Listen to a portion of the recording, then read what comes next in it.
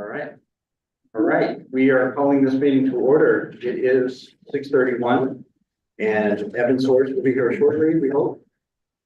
And Erin and Dawn, I think are online.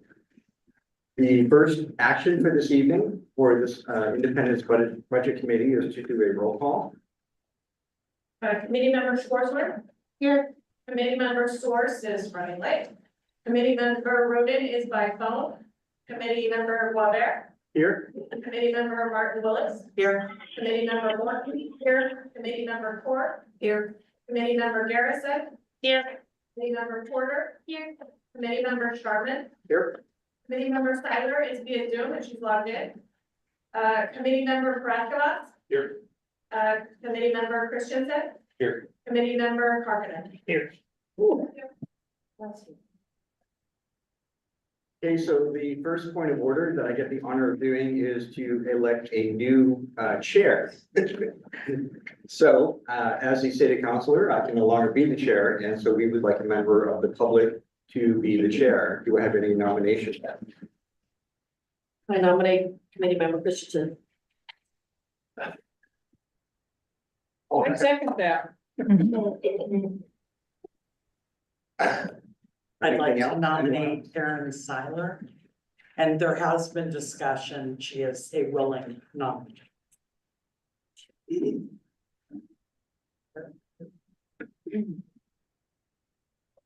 We need to discuss the first before we discuss the second. We can, Oh, yeah. sorry. That's okay. Do we have a second for the first? Can I, Yes. can I do, Okay. can I make a statement? Can I use the opportunity here to declare that I have a potential conflict of interest? Because my wife is the curator of the museum, which is now the Community Services Department. So there's potential for actual conflict of interest in the process of discussing official action. So and because of that, sorry, Shannon, I don't think I'd be appropriate as the chair because of that potential conflict. But that's my personal opinion. I'll let the group vote as they want. Any other nominations?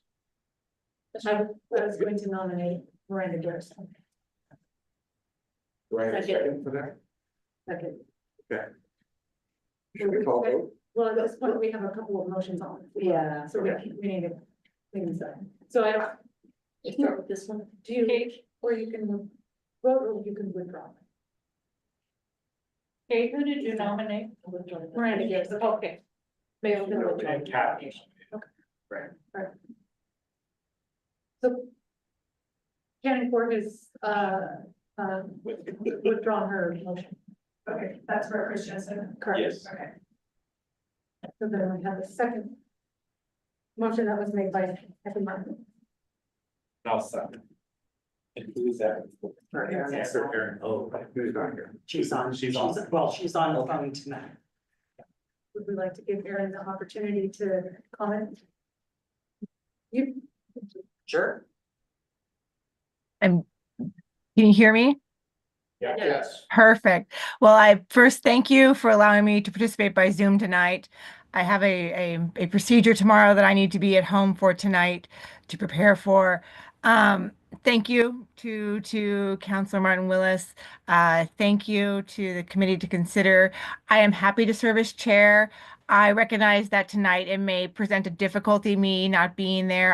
I understand the difficulties of supporting a chair via Zoom. I have done that myself. And so to that accord, in the spirit of trying to keep things moving tonight, I am happy to defer my nomination to Commissioner or Councilor Garrison, if she is willing to do this. I am happy to step back. I absolutely will continue to be a robust participant in this process. So you are not done with me, but thank you very much. You never wanted. Yeah. I move to close the nominations. Second. Okay, that's good. Was there a second for Garrison? Yeah. Yeah. Yes. Okay, from I did. Shannon. committee member four. Perfect, thank you. Okay, so we call a vote. Yes? What are we voting on? We're voting on here. She withdrew. She withdrew, but the motion was withdrawn? Oh, I can withdraw my motion. Oh, Yes. sorry. At Aaron's behest. Kathy Martinez withdraws the nomination. On a roll call vote? So just so we make sure, committee member Martin Willis withdrew her motion. Yes. So the only motion remaining was the committee member Garrison. Discussion? Okay, then we go to a vote. Okay, And is this vote for closing the nominations? Because there was a motion and a second for that. sure. For the nomination to be selected, but we can close it and then vote again to approve it. Okay, so committee member, Carpenter, sorry. Aye. Committee member Morton, Aye. committee member Paraskevas, committee member, Roden. Aye. Thank you. Committee member Boisvert, Aye. committee member Sharman, Aye. committee member Siler, Aye. committee member Court, Aye. committee member Christensen. Aye. Committee member Martin Willis, Aye. committee member Porter. Aye. Committee member Schwarzman. Aye. Committee member Garrison. Aye. Okay, so the nomination is closed.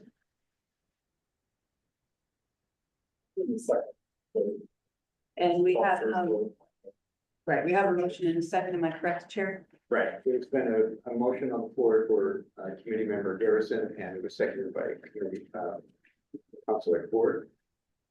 So discussion? Okay, then we go to the vote for committee member Garrison, who the chair. Ready?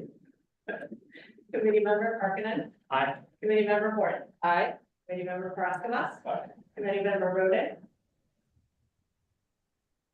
Aye. Committee member Boisvert. Aye. Committee member Sharman. Aye. Committee member Siler. Aye. Committee member Ford. Aye. Committee member Christensen. Aye. Committee member Martin Willis. Aye. Committee member Porter. Aye. Committee member Schwarzman. Aye. Committee member Garrison. Aye. Thank you. We have a sheriff. We have a temporary. Okay.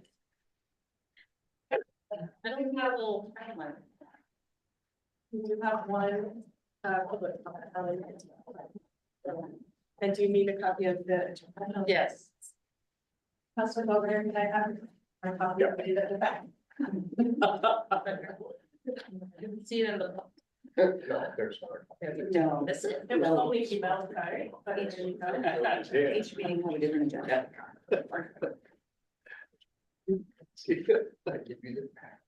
All right, so review of the agenda and budget calendar. Next. Thank you, Chair. Just to bring everybody up to speed on where we're at in the process, tonight is April 23rd, which is our first budget committee meeting for the city. We will, following this meeting, we will have a budget committee meeting for the urban renewal district as a separate legal entity. We need to close this meeting and open that meeting. Following this meeting, then each Wednesday until the dawning of time, we will have an additional budget committee meeting as needed. Hopefully wrapping up sometime in May. We will, the intention then is to take the approved budget to the city council on June 10th for adoption. That leaves us one additional meeting in June if needed to get through whatever concerns there might be at that level. And then we will file the adopted budget with the county as required in July. Are there any questions about the budget calendar at this point? Great, thank you. All right, so. Are we on to minutes and we have to approve last year's minutes? Yep. So, everyone had a chance to look at last year's minutes? I move to approve the minutes from the 2024 budget. Second? Second. Kathy.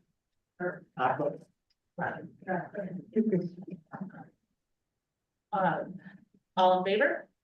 Or do we need to do a single again? Discussion. Discussion.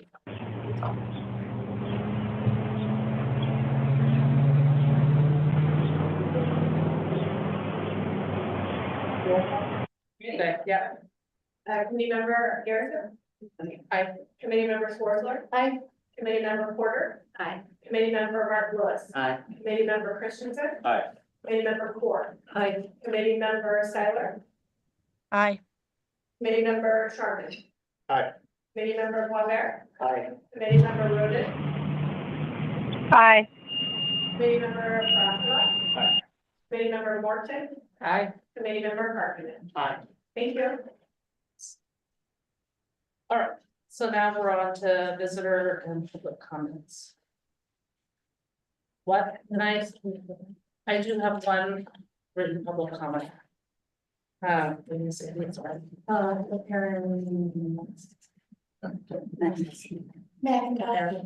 Okay, sorry. Hi. I'm here to, as a citizen of Independence and want to tell you guys not to sell property, not to recommend selling property. The best way to balance the budget and specifically the pool property, please, please don't sell the pool property. Also, as far as ideas for money saving options, have we looked at not providing porta potties in parks?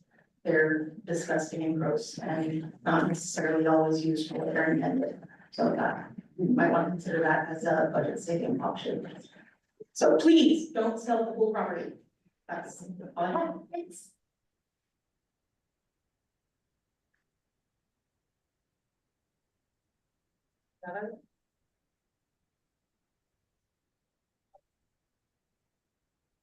Let's close that, right? So we're gonna close public comment. So then we're on to budget presentation. Thank you. So you've all been given a copy of the budget, the proposed budget for fiscal year 25-26. In the front of that document is the budget message. I apologize, but I'm going to read this to you so that it gets read into the record. So if you spent the last few nights of your life reading this, trying to fall asleep, I apologize for taking you through it again, but we will go that route. So to the members of the budget committee, the budget message for fiscal year 25-26. We present the fiscal year 25-26 or fiscal year 26 budget for your review, discussion, direction, and approval. This balanced budget reflects our ongoing commitment to responsible financial management and the challenges of maintaining essential services amid increasing costs, and long-term revenue suppression. This budget aligns with city ordinances regarding the use of funds and takes into account rising costs for health and liability insurance, general goods, and the lasting impact of nearly 3 decades of suppressed revenue in the general fund due to state measures 5 and 50. The city benefited significantly from the infusion of federal funding through the American Rescue Plan Act in fiscal year 23. These funds provided short-term stability and allowed the city to sustain essential services, but they also temporarily masked deeper issues within the general fund. When these funds were no longer available, the city faced a contraction in fiscal year 24, despite implementing workforce, service, and expense reductions. Despite these efforts, the city entered fiscal year 25 on precarious financial footing, necessitating additional reductions and the use of contingency funds to mitigate a substantial shortfall. The city continues to face rising costs for essential services, personnel, and general goods. Supply chain disruptions, tariff increases, and inflation have exacerbated the financial strain while revenue growth remains constrained. Our approach to budget planning this year has been conservative, prioritizing essential services and maintaining financial stability where possible. However, despite these efforts, the overall financial outlook remains unstable. To preserve services and maintain fiscal responsibility, the city will need to implement further revenue generating measures or make deeper cuts to non-essential services. Council goals. The Vision 2040 process, completed in spring 2020 after extensive public engagement, continues to guide the city's strategic planning and resource allocation. The city council's 23 to 25 goals, adopted in April 2023, are closely aligned with the Vision 2040 plan and reflect community priorities. These goals include fiscal responsibility and sustainability. I haven't read out loud since like the 5th grade. Okay, it's just feels Started the public speaking. The city remains steadfast in its commitment to fiscal responsibility and sustainability, even amid challenging financial constraints. Staff have taken proactive steps to integrate long-term financial forecasting, providing critical data to inform the community and council as they make difficult budgetary decisions. This approach allows for a more strategic assessment of resource allocation, prioritizing essential services while addressing emerging challenges. Throughout the last 2 fiscal years, staff have worked diligently to enhance budget transparency and clarity. One key improvement is the revised presentation of personnel allocations between funds, making it easier for the community, budget committee, and city council to understand actual personnel costs and how they're charged to each fund. This enhancement empowers stakeholders to make more informed decisions and fosters greater trust in the budget process. We continue to prioritize the pursuit of federal and state grant awards, as well as other one-time funding opportunities to help offset depleted resources and bridge financial gaps. This effort has yielded substantial success over the past year, bringing in critical funding to support key projects and services. One of the most significant achievements has been the stabilization of the police department through the implementation of the public safety fee. This dedicated revenue stream has allowed the department to begin to regain its footing and establish a more sustainable operational model. While a start, we still have a fair way to go before full stabilization of the police department has been completed. Fiscal responsibility is not just a goal, it's a core value embedded within the Vision 2040 plan. We will continue to innovate, collaborate, and work tirelessly to uphold this principle while addressing the evolving needs of our community. Second bullet, infrastructure. We continue to prioritize the development and enhancement of critical infrastructure to support the community, as well as ongoing housing and community growth. Our commitment to ensuring safe, reliable, and sustainable infrastructure is guided by the Vision 2040 plan, which identifies infrastructure as an ongoing focus goal within the vibrant and livable places strategic area. The city has undertaken a comprehensive approach to infrastructure planning with a focus on both current needs and long-term sustainability. A key component of this effort is the design and construction of new infrastructure to accommodate the needs of our growing community and support continued housing development. We have made significant progress within the completion of several essential infrastructure projects. Notably, the 9th Street Pump Station was completed, enhancing our sewer management capabilities, and the replacement of the aging sewer lines on C Street was successfully executed, addressing long-standing system vulnerabilities and improving overall efficiency. Looking ahead, the city remains committed to advancing major projects that are vital to community growth and sustainability.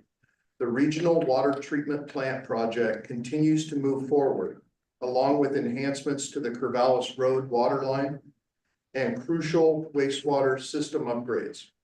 However, we still have a long way to go as the regional water treatment plant needs to come online as quickly as possible. Projections indicate that without it, we will be water constrained by 2028. Bringing the new facility online will ensure that our current community members continue to have reliable and sufficient access to clean and safe drinking water. It is critical that we plan not only for future growth, but also to protect the well-being and quality of life of our existing residents. Each of these projects represents a strategic investment in the city's future, designed to ensure that our infrastructure not only meets current demands, but also supports the community's needs for decades to come. Staff continue to work tirelessly to plan, secure funding, and implement these projects while maintaining open communication with the community and stakeholders.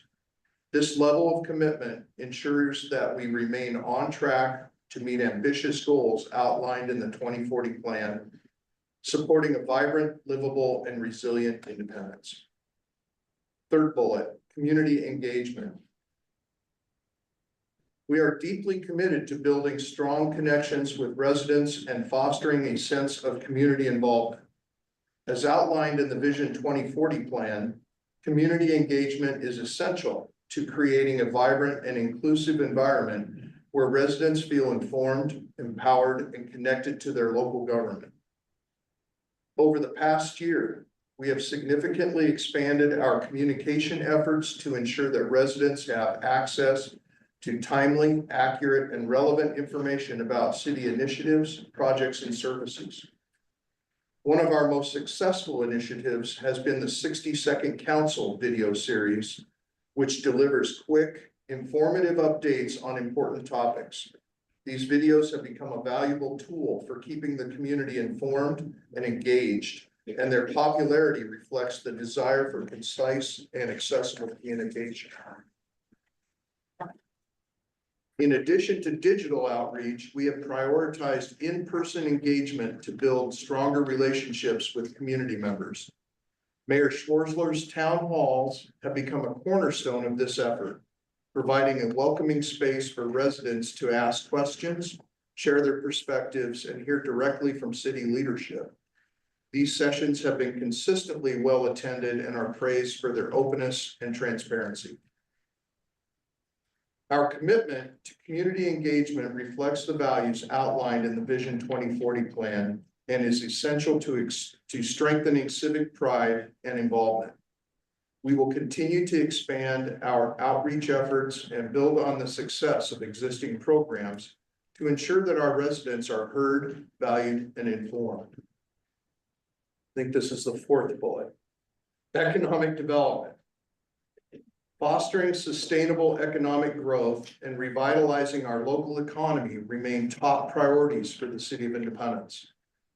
Guided by the Vision 2040 plan, our economic development efforts are aligned with several key areas, including the overarching vision, game changer projects, vibrant and livable places, and ongoing goals for a dynamic local economy.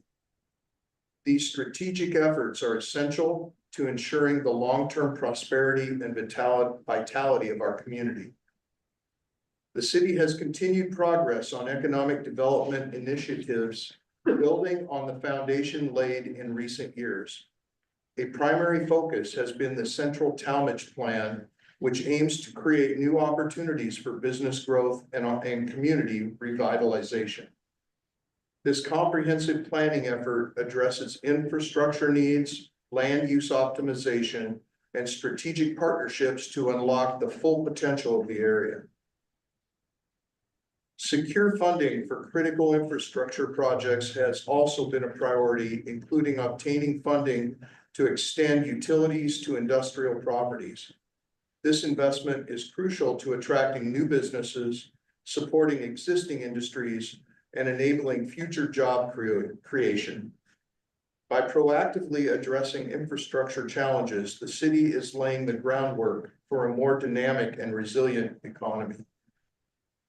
Recruitment efforts have been ongoing to attract industrial businesses that can bring sustainable jobs back to Independence.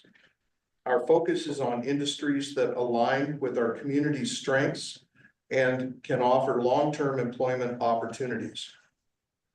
Through targeted outreach and collaboration with economic development partners, we are working to restore jobs that were lost previously.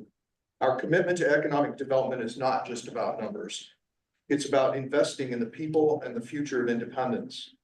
The hard work and dedication of the city and our partners has laid a strong foundation, but we recognize that economic revitalization is an ongoing effort. We will continue to push forward with strategic initiatives that align with the Vision 2040 plan, helping to build a prosperous, vibrant, and resilient community.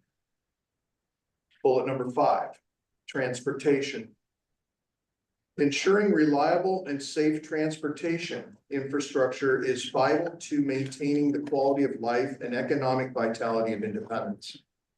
The city remains committed to advancing strategic transportation projects that align with the Vision 2040 plan, specifically within the game changer projects and the ongoing focus goals for vibrant, livable places.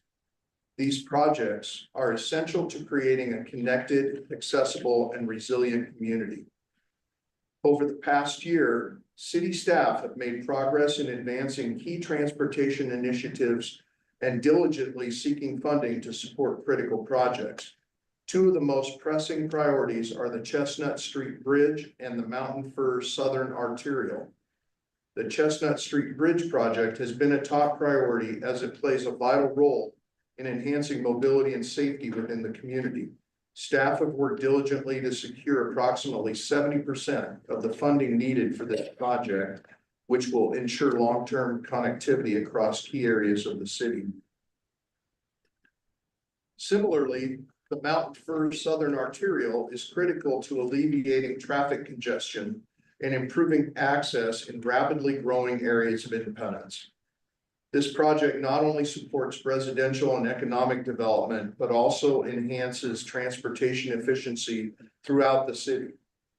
Our team has been proactive in planning and coordinating with regional partners to keep this project moving forward, recognizing its significant impact on community connectivity and growth. We are also working in coordination with the city of Monmouth to actively seek funding for the MI Trolley, a crucial transit option that connects residents and visitors to essential services and community destinations. Okay, so is it MI Trolley or is it My Trolley? Okay, sorry. Sustaining My Trolley operations is important for maintaining accessible and sustainable public transportation, and we continue to explore funding opportunities to ensure its continued operation. The City of Independence understands that transportation is not just about moving people and goods. It's about building a community where mobility options enhance quality of life and economic opportunities. Our transportation projects are driven by a vision of a more connected and sustainable future as outlined in the Vision 2040 plan. We will continue to work tirelessly to secure funding, complete projects, and advocate for the improvements needed to keep Independence moving forward.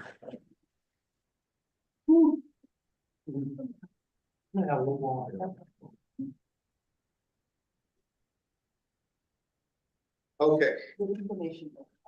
All right, operational and budget challenges. This is the meat of where we're going to spend the rest of our time together.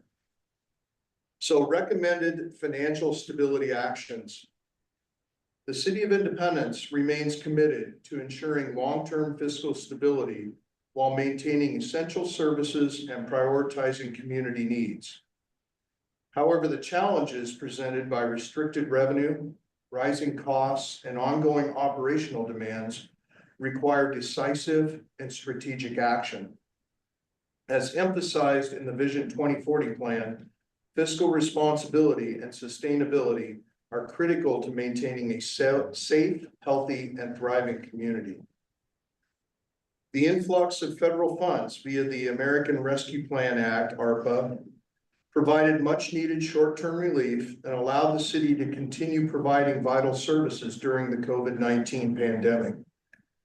However, the one-time nature of these funds created a budget fluctuation or created budget fluctuations that obscured the underlying structural issues within our general fund. As noted in the fiscal year 25 budget message, the general fund is not sustainable without establishing alternative and reliable revenue streams. The current fiscal year 26 balanced budget incorporates the following critical actions to address these ongoing challenges. An additional reduction of fund balance in the general fund of approximately $100,000 to maintain essential services while mitigating budget shortfalls. Continuation of the public safety fee with revised terms as recommended by the Budget Committee and adopted by the City Council in the prior year's budget. The current fee of $20 per month will be reduced to $17 per month beginning July 1, 2025, and further reduced to $10 per month on July 1, 2026. The fee will then be indexed annually based on inflation as calculated by the CPU West region to maintain its long-term viability. The implementation of the public safety fee represents a strategic effort to stabilize public safety funding while minimizing the financial impact on residents. The reduced fee structure strives to balance affordability with the need to maintain essential police services and addresses inflationary pressures that would otherwise erode public safety funding. This strategy supports the hiring of necessary officers over the next 3 years. These targeted staffing increases are critical to sustaining public safety as the community continues to grow. The Vision 2040 Plan Focus Area 3 underscores the importance of safe, healthy people, and the continuation of the public safety fee directly supports this core objective. Despite significant efforts to address funding gaps, the general fund's ongoing deficit will require long-term solutions, including new revenue sources or additional cost reductions. Core services, including police, library, museum, and parks, remain at risk without sustainable funding mechanisms. Although the introduction of the public safety fee has helped stabilize funding for police services, the November 2024 levy to support the library, museum, and parks did not pass. As a result, the city must move forward with difficult but necessary budgetary measures to reduce costs and preserve critical services. These measures include consolidating the museum and library into a single community services department housed in the current library building to reduce facility and operational costs. Selling the museum building to generate one-time revenue and reduce debt payments and maintenance expenses. Selling at least one park property from a designated list to provide additional one-time revenue. Closing the Independence Civic Center on Fridays to save operational costs. Note the police department would remain open. Reducing public access to the library by 1 additional day per week to decrease operational costs. These measures are intended as temporary stopgaps to address immediate fiscal challenges. They are not long-term solutions, and without additional revenue or further reductions, the city will face further financial instability, leading to a forced reduction in core services. As advised in the fiscal year 25 budget message, the Tourism and Events Fund is not sustainable in its current form. Indie Days wristband costs increased significantly, concert series entrance fees were introduced, and movie nights were discontinued as part of an effort to stabilize the fund. Additionally, a one-time transfer from the general fund supported the downtown manager position, which has historically been primarily responsible for organizing Indie Days. As the current downtown manager has tendered her resignation, the city has opted not to fill the position and will instead transition Indie Days out of the city's control. These changes are expected to provide greater stability to the Tourism and Events Fund moving forward. Personnel and staffing challenges. City departments have been operating under significant staffing constraints for the last few years. The combination of reduced revenue and increased service demands has strained staff capacity, yet employees continue to rise to the challenge and deliver quality public services. Although we are fiscally constrained and unable to address the staffing challenges, we have provided the following staffing challenges by department for the benefit of the community and the council and the budget committee. Should have written that in there. Okay. Police operating at 2017-18 levels with a critical need for 7 additional sworn officers to reach the national average of 2.3 officers per 1,000 population. Economic development, including tourism and events. The department sustained a staffing reduction in fiscal year 23 and will lose its final full-time position in fiscal year 25. To restore service levels, the city would need to hire a downtown manager and a full-time events coordinator. Finance. A staffing reduction occurred in fiscal year 24, leaving the department in need of a full-time accounting clerk to support financial operations. Information technology. Cybersecurity remains a top priority, yet the department continues to face staffing shortfalls. To ensure robust system protection and support, the city needs a full-time IT technician in addition to the current director and half-time technician, as well as contractors for a 24/7 security operations center and staff augmentation for large projects. Facilities. The maintenance demands of city buildings and fleet require the addition of a full-time maintenance mechanic position to meet operational needs. Library. Following a staffing reduction in fiscal year 23 to restore full service capacity, the library would need to hire a full-time circulator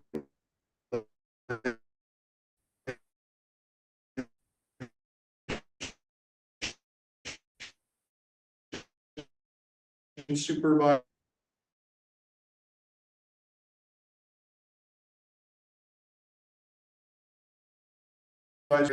an additional part-time public year 2025, and bringing it back to full capacity would require the hiring of a full-time director.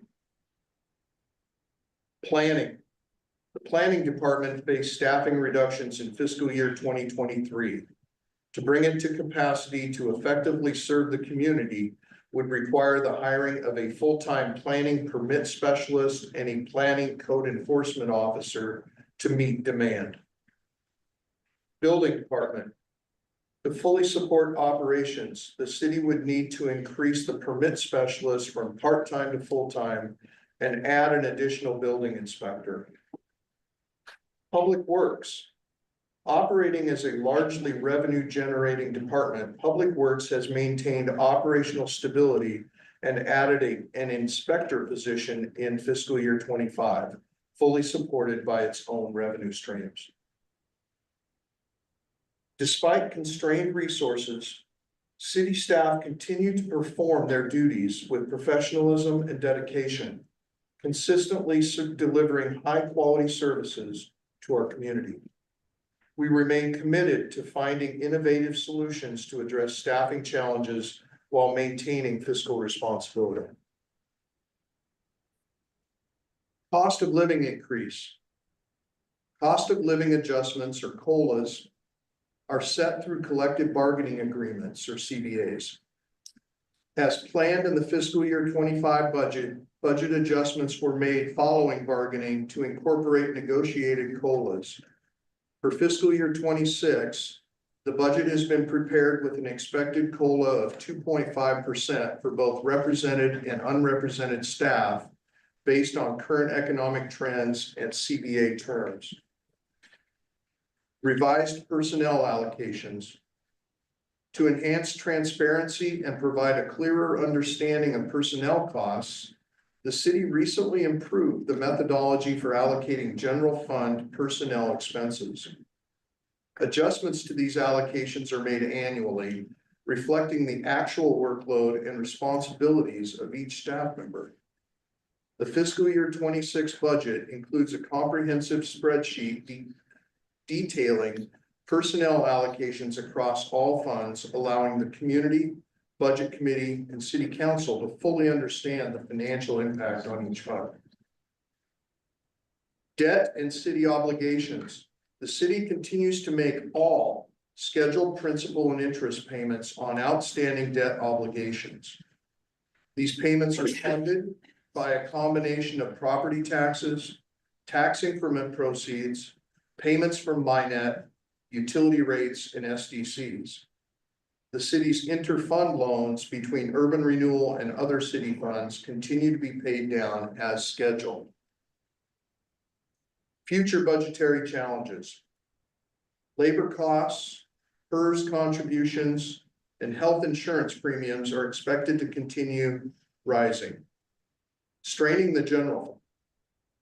Inflation remains a significant factor, combined with limited property tax revenue at the statutory 3% cap, results in less revenue coming into the general fund while more money must be paid out. Addressing long-term fiscal sustainability will require continued strategic planning and innovation. Finally, the summary. Yay.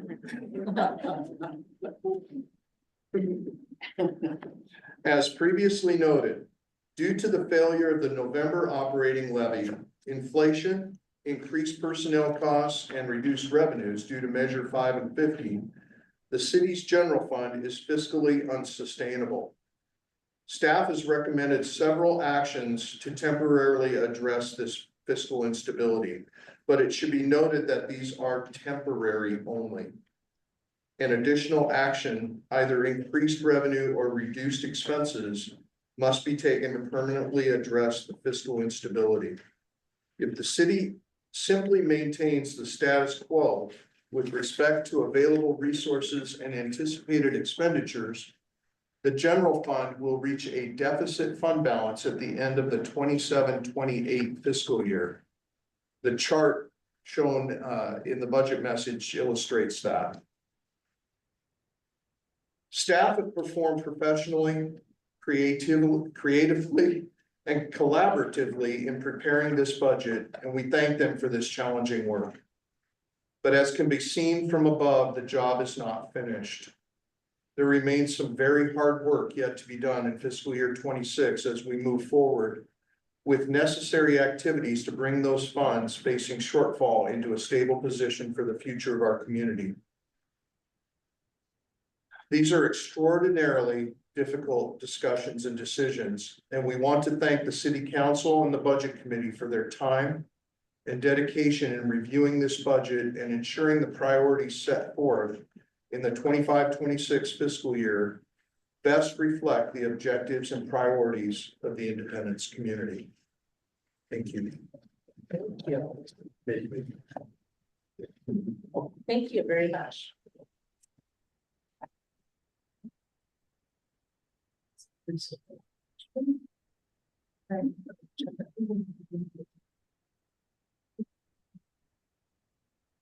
Any questions? I'm gonna kind of speak up, Chair. Are there any committee questions? Evan? Thank you, Chair. So I apologize for being late.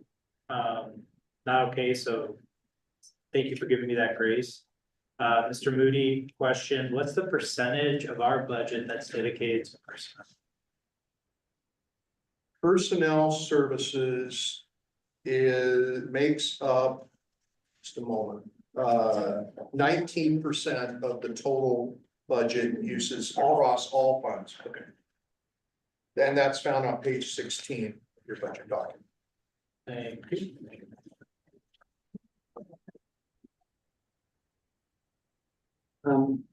I would like to just say that I've been on the budget committee for about 3 years, and this is the first time I've heard you actually read the whole thing out.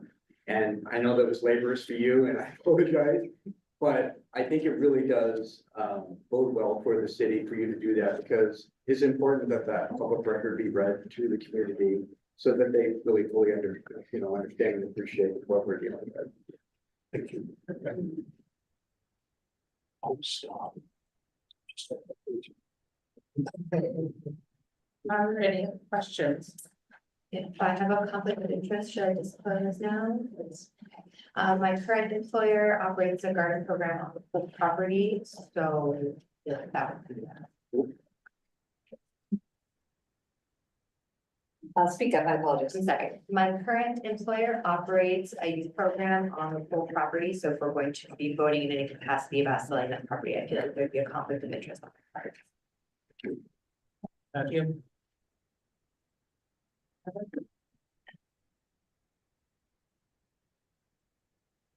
Then we'll have to do the budget. Now we're on to the budget. So. I'm just gonna do a real quick overview of the budget summary, which begins on page 15. Give you just some highlights, and then we'll move into the public works budget, as planned. So, page 15 provides a summary of resources to the budget across all funds. Beginning balances across all funds, so the money that we're starting with is about 35% of our total resources. Okay, revenues across all funds are about 60% of resources, and then the remainder is that transfers kind of in and out. Okay, on page 16, you have the total uses across all funds of the city, and thankfully the totals match. That's always a big deal for me right before we go to press. As I mentioned, personnel services represent about 19% of total budgeted uses, materials and services about 13%, capital outlay about 32%, 8% is debt service, and the remainder is made up of contingencies and transfers. So there's a chart there that kind of gives the breakdown, if you will, by percentage as well. On page 17, we talk a little bit more about total budgeted expenditures, which is made up of personnel services, materials and services, capital outlay, and debt service. Okay, so expenditures excludes transfers and contingencies. It's about that makes up about 31.8 million as compared to total budgeted revenues of 26.1 million. So you can, that's not hard math to do in our heads. We're about $12 million upside down, right? Just right out of the chute. And that's not necessarily always a bad thing, okay? Because this is across all funds. This is citywide. So in some of the capital funds, for example, we're actually spending down those balances, those reserves for projects that have been planned. We've built up those reserves and balances over time in order to be able to spend them now.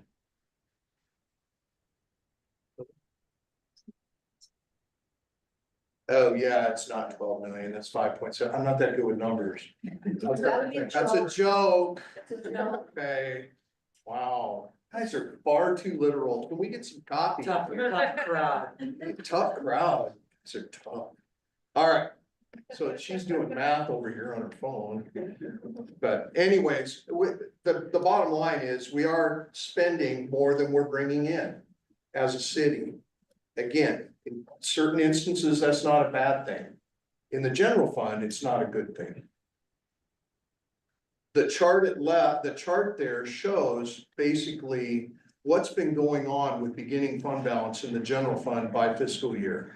The red line across the middle there is our target fund balance of $1.8 million. That's roughly equal to 4 months of operations in the general fund. Okay, that's what's supposed to get us from July to November when we start getting our property tax money in. So you can see, 25, 26, we dipped down to just almost right at $1 million in beginning fund balance.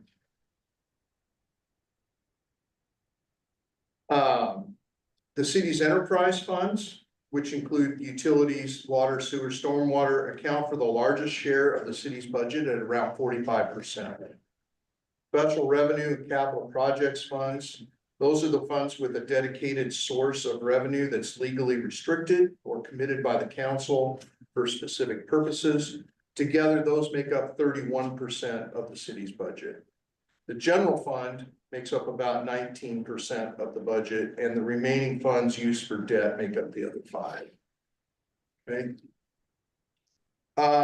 I think with that, the rest of this material here on pages 18, 19, and 20 are kind of specific to the general fund and to public works, and we're gonna basically cover that in our public works presentation. So I would turn it over at this point to Gerald, our public works director. Gerald.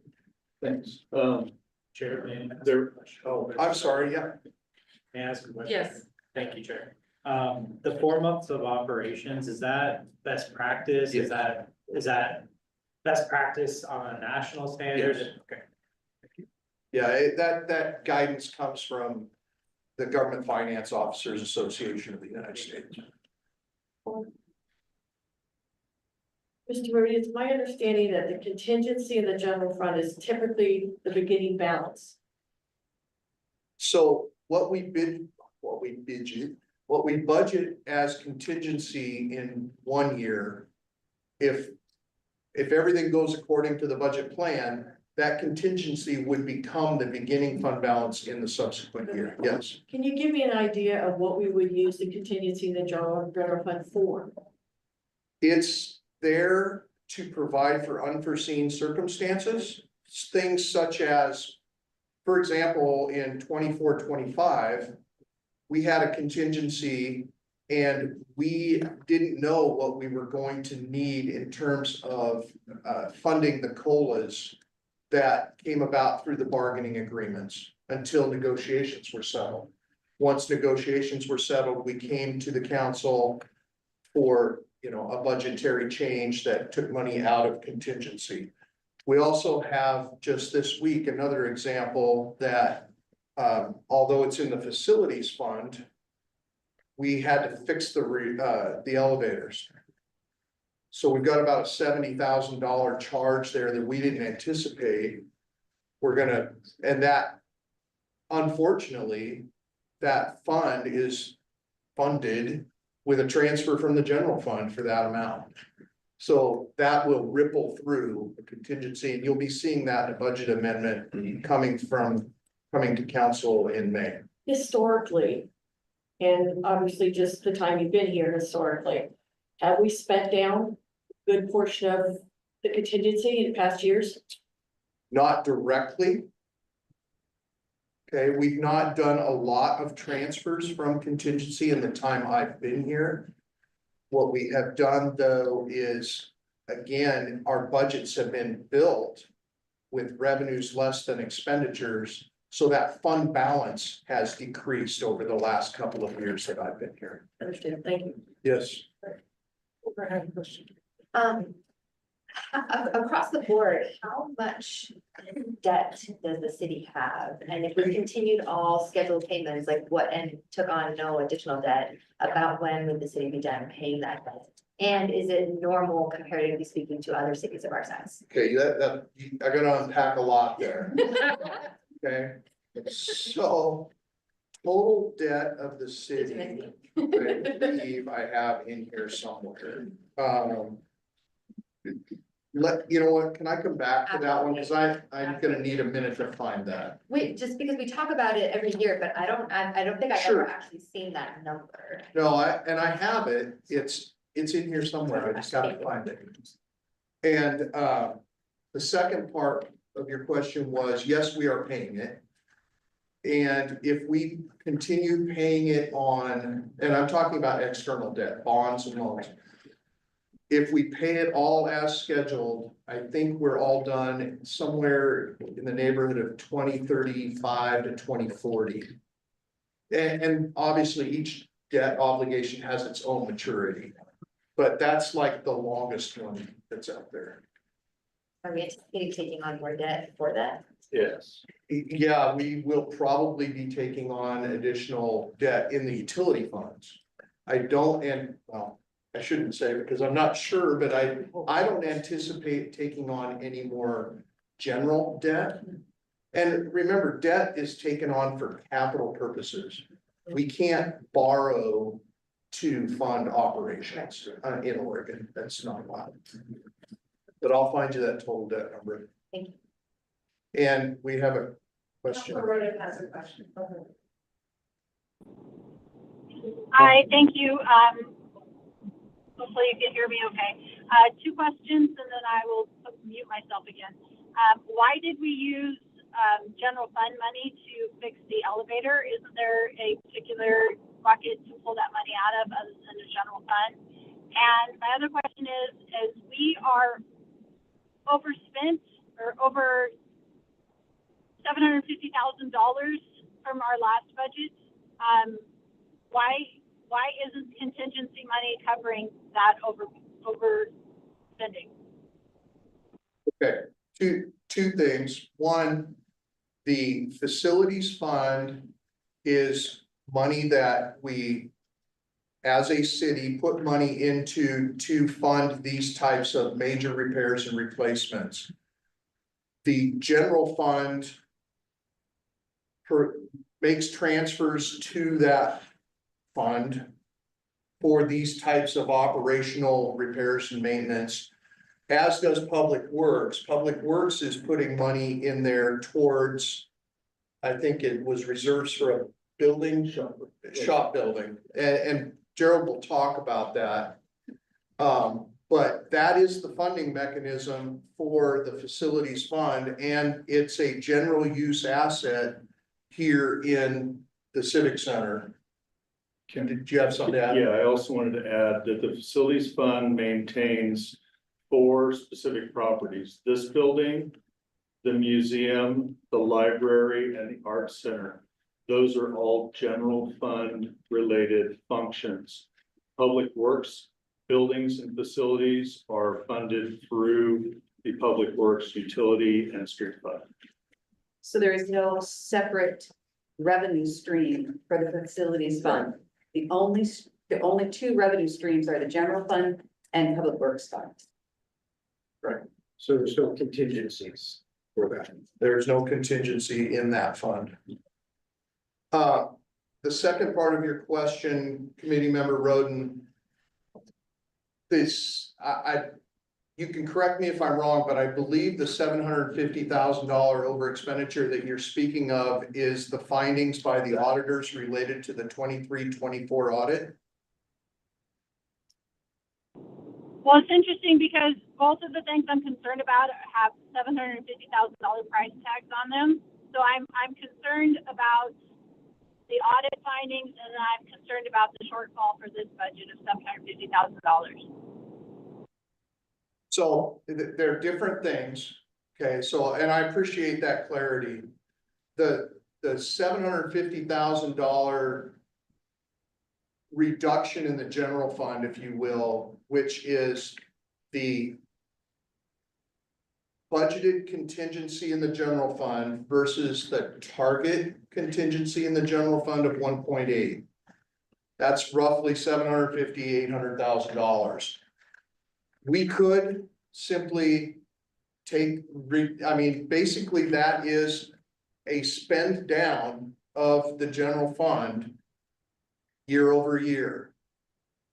We can't fund that out of contingency because contingency is part of it. I mean, it really is the difference in contingency year to year that is that different. I didn't articulate that well at all, but It's not something that we can simply fund out of contingency. It's one-time money and there's no way to replace it. So if we That's take the correct. money out, there's no way to put the money back in because we have a structural deficit where we do not get enough revenue in to run the city. And so if we take the money from the contingency, it will just continue to go down until there is nothing. And then we can't do anything.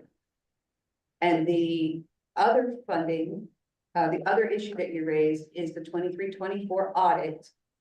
And that, Yeah, and I'll be bringing a report to the council at the May 13th, I think, meeting that will outline all of those findings by the auditors and what our corrective action plan is for those. But though that's $750,000, which is just a coincidence that it's the same amount as this other issue. They're not related. Just for informational purposes, since it came up, that $750,000 is the cumulative total of the budget over expenditures identified by the auditors in the 23-24 fiscal year, which was like 18 months ago.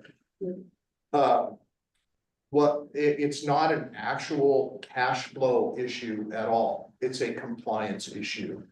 It's like, you told me I could spend $25 on shoes and I spent 30, sorry. I overspent my authority to spend. That's what those issues are. That's a compliance issue that we will clean up. but on the other hand, you told me I could spend $30 on socks and I only spent 15, right? So But they don't give us credit for the underspend. they do not get credit. It's just the compliance issue, and if you're $1 overspent on your budget, they're gonna cite it as a compliance issue. And it just turns out that they were cumulatively, it added up to a lot. Member Alex had. I had a question on the flat line for the beginning fund balance. Yes, sir. Like expenses go up every year in a certain percentage and the line stays flat. It seems like that just. It's not meant to be a hard, fast number. Sure, it's the best, I mean, it's a general rule. It's an estimation, yeah. Okay, but is it presumably some sort of? Sure, I mean, if we were to grow significantly, that number should grow. Right, Okay. Yes, sir. all right. Go with inflation. Yeah, I mean, but That's what I it's Yeah. projected at $1.8 million for this year. Oh, So, okay, got it. That's this year. Got it. thank you. Are you taking questions on the general fund yet? No. I'll save it. Wow, I don't get to say no to very often. Not very often. No one does. No, no, ma'am, I apologize. Are there any other?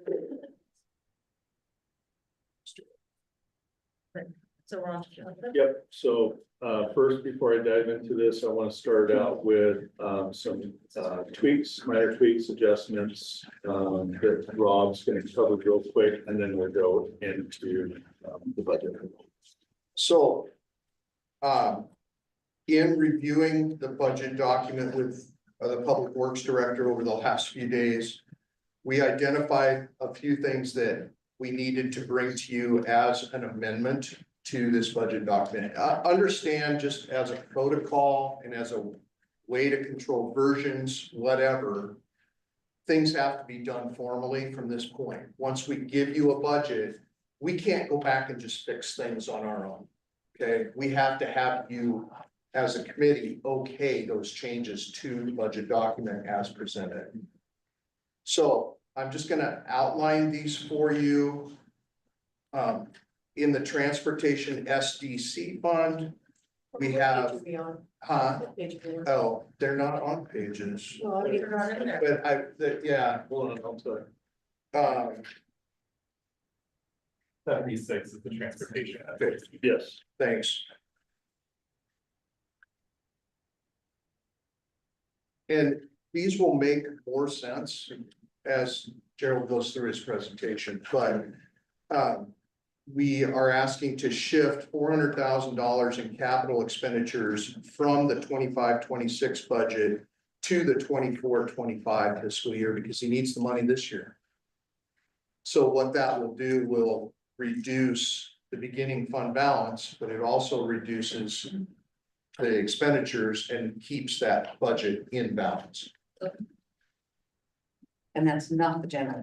No, none of these are general fund until I get to the bottom down here. Storm drain operating fund, what page is that? Storm drain is on 75. Thank you. Sorry. Operating fund or? Pardon? STC. No, storm drain operating, That's 69. 59. 66. 69. I apologize, guys. I hate bringing these amendments like this, but it's what we gotta do. We're asking to amend the proposed budget to correct some Scrivener's errors in the fiscal year 24-25 and 25-26 columns. And balance through an increase in contingency in the 25-26 budget. We're talking about amounts less than $2,000. In the water operating fund, page 6.5. We're asking to amend the proposed budget to correct the budgeted beginning fund balance for fiscal year 25.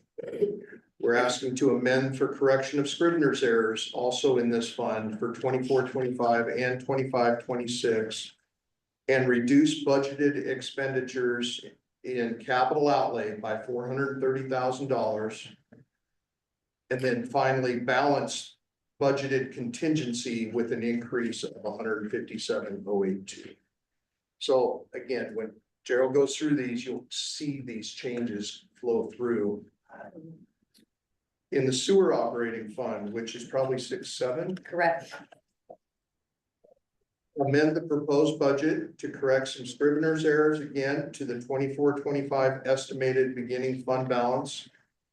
Reduce capital expenditures for fiscal year 24-25 and capital outlay by $110,000. And then further amend the budgeted beginning balance for fiscal year 25-26 and balance with a reduction in contingency for budgeted fiscal year 25-26. These last two items relate to the elevator repair that we just spoke of. So we're asking to amend the proposed budget to increase the fiscal year 24-25 estimated expenditures in the facility, vehicle, and equipment replacement fund. Page 8-7. Thank you. No, wait, No, It is in the we have other contract and professional services. And yeah, that's within facilities. page 87. Page 87, within facilities. yeah. Yeah, within facilities. Facilities, vehicle, and equipment, Yeah, replacement. yes, ma'am. It's on an ED. The fund, The yeah, fund, sorry. yes. You didn't add that on at the end, and I was like. So amend the proposed budget to increase the fiscal year 24-25 estimated expenditures by 70,000 to 184,400 in line 63,190. Following an emergency repair to the City Hall elevator.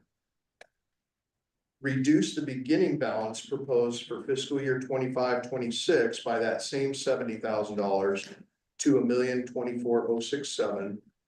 And increase the proposed transfer from the general fund in fiscal year 25-26 by $70,000 to $170,433. Okay, and then in the general fund, I gotta do the other side of that transfer, right? If you gotta transfer in, you gotta have a transfer out. So we're gonna increase the transfer from the general fund to the vehicle equipment replacement fund by $70,000 and reduce contingency by $70,000. I know that was a lot. What I need from y'all at some point before we're done here is a motion to amend the 25-26 budget as described. We do that. You can do that now if you'd like. Do it now so we don't forget. Second, Okay, and then discussion. Discussion. Are we gonna, can we get updated? Yes, what actually, what I won't provide replacement pages, but at the next meeting, I will provide you a crosswalk. Okay. Okay? Yeah. And I apologize, I should have had that ready today.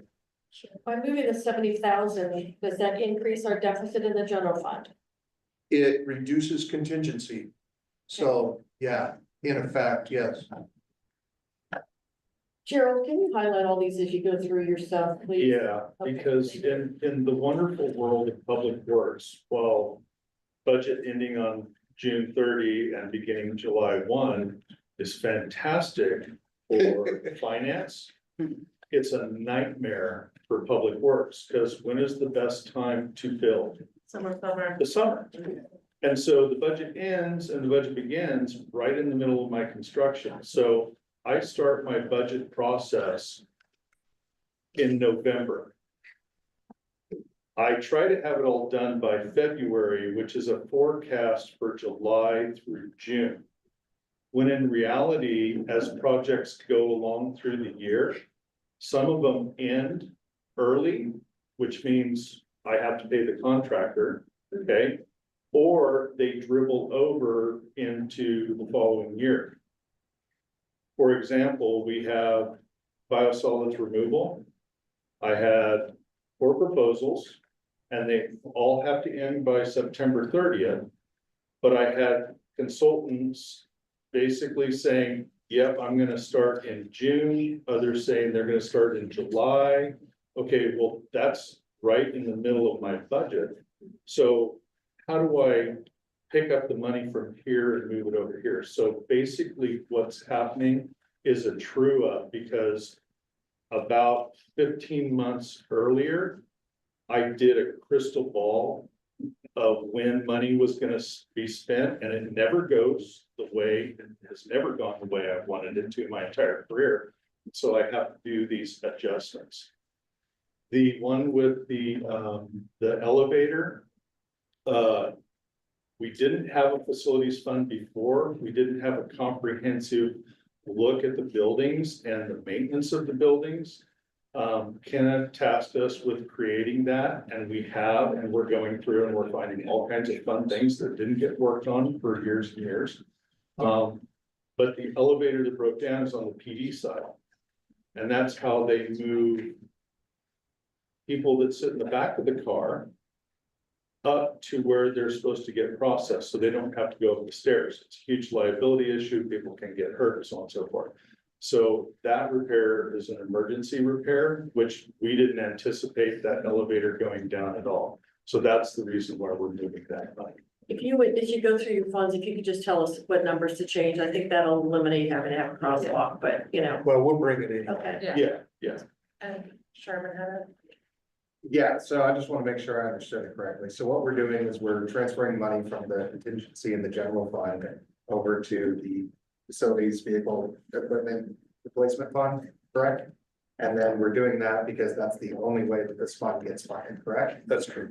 And Public Works, you said also funds it partially, or just the general? They fund other reserves in that same fund. Okay, I noticed there's a balance currently of what, 1 million roughly in this fund already. Is there a reason we can't use those funds? Yes, that's been set aside for a specific project. Okay. Jared will explain. Just clarifying. Yeah. Okay, thank you. I can go through that, just remind me.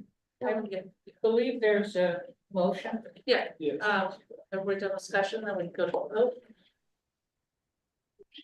Oh, do we have another? I thought we had a second. Do another. Yeah, have a second. First and second. Sorry. Yeah, we had this first and a second. Okay, we're in And discussion. we did discussion, so now we're on to voting. Okay, do you wanna go around again or just? Yes, each one. Okay, Committee member Swartzman. Committee member Source. Aye. Committee member Roden. Opposed? Committee member Boisvert. Aye. Committee member Martin Willis. Aye. Committee member Morton. Aye. Committee member Ford. Aye. Committee or Chair Garrison. I, Committee member Porter. Aye. Committee member Sherman. Aye. Committee member Siler. Aye. Committee member Praskavas. Aye. Committee member Christensen. Aye. Committee member Carpenet. Aye. Thank you. Motion passed. All right. Thank you. So now we're on to our. Okay, so previous years, I did it by fund number because it was easy for me. It was a nightmare for you. I changed it. I'm going through the budget, but I'm going to start with Public Works Department. And I'm gonna go all the way through like street, sewer, water, storm. And then I'll go to facilities and then I'll go to park. The reason why I'm doing that is because at the next meeting, you'll continue with general fund. So I'm leaving it with general fund so you can continue on with the next meeting. Does that make sense? Okay, so going to page 63. So there's a summary of all the infrastructure that you all own. There's a lot, 30 miles of streets, 31 miles of gravity sewer with a whole bunch of other stuff, 37 miles of water lines, 11 miles of storm, and 105 acres of parks, no open space. There's a summary of the projects that we accomplished and at the end of this fiscal year. And then there's a list of the 2025 kind of high level priorities. These are the big projects, the ones that cost hundreds of thousands and millions of dollars. Just Speak up just a little bit. Speak up just a little bit, please. like that. That's perfect. Okay. So, and then the expenditure highlights for transportation, the priority projects are Fifth Street, Safe Routes to School, Chestnut Bridge, Main Street, and Polk Street intersection improvements. For sanitary sewer, it's 9th Street Pump Station, Phase 2, 3, wastewater treatment plant upgrade.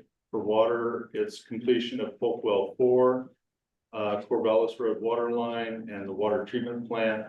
For stormwater, it's the master plan update, which we should complete in the next fiscal year, and the Parks Master Plan update, which will complete that in the next fiscal year too.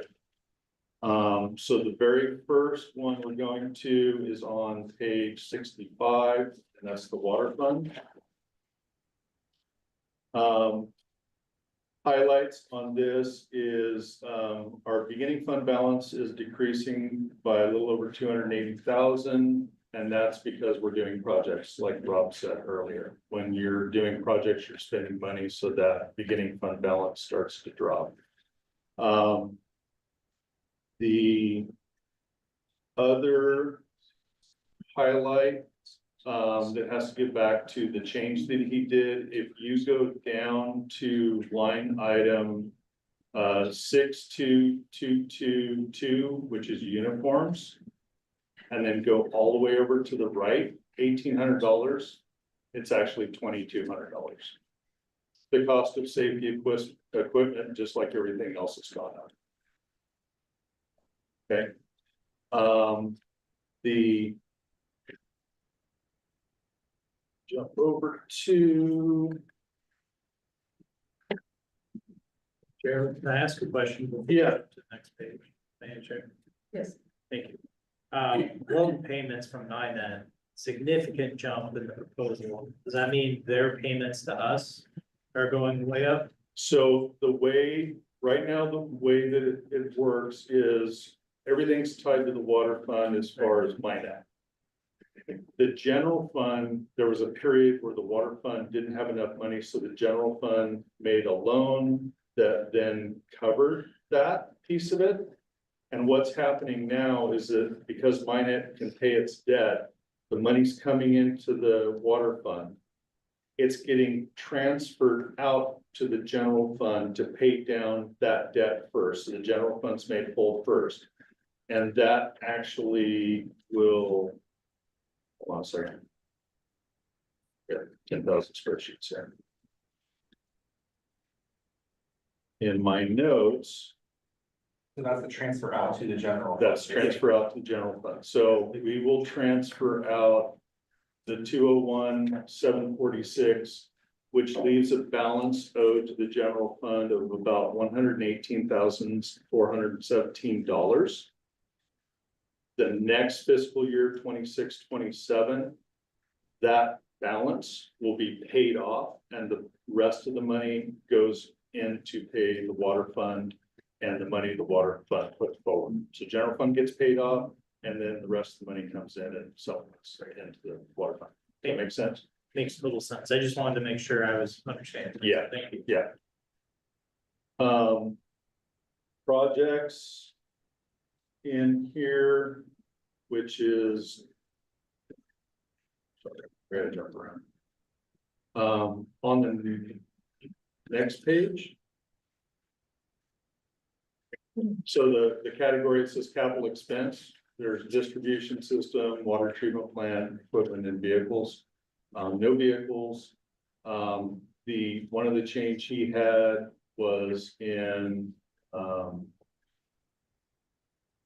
is it capital expense? Yeah, 71,300. Yeah, so the distribution system. So. What are we talking about today? Yeah, it goes down 430,000. Yeah. So it's like 1161. Yeah, so the proposed budget would be, instead of 1,591,000. Is adjusted to $1,161,000. And that's part of the spending money here. Now I don't need it over there, so it gets reduced. It's balancing between the two fiscal years. So my cash flow for projects stays consistent. The highlights in the distribution system is Corvallis Road water line. And the way I have it set up is I use cash on hand before we get to any kind of loans with any kind of project. So we use system development charges first. Once those are expended, then we use rates, which is the 1161. And then the last piece is the grant, because it's a refund. So we have to spend the money first in order to get the money back, which then we can use that money to continue and finish the project. Does that make sense? Yeah, yes. Okay, all right. Then on the water treatment plant side, Hopewell pump upgrade. This is, we talked about this, I think last fiscal year too. There's so much water going through the north pump station and the water treatment facility up there. It hadn't been undersized, but our town grew, so much water was going through the pumps, it was burning up the pumps. So we've started that project to completely upgrade and upsize those pumps, not only for what we have right now, but also bringing Hopewell 4 online, because that adds more source water, so we can push more water with the system. That is 100% rates, because it's a replacement of existing, so we can't use the SDCs. And then the water treatment plant, we use ARPA money drawdown first, rates second, which is about 600,000. Then we go into the loan piece of it. So that's kind of a nutshell of the spending and the structure and how that works out for the projects. Sure. That's a good question. I know I'm asking a lot of questions, but are we done with our ARPA money? Yes. Okay, good. Yes, as far as the expenditure, yeah. Thank you.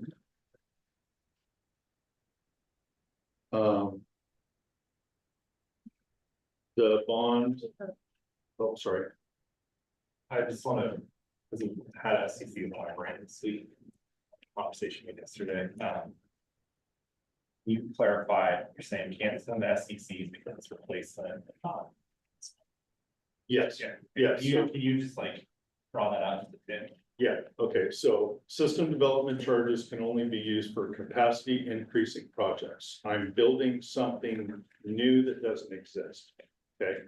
Rates have to be used for operation and maintenance. That pump broke, I gotta replace it, okay?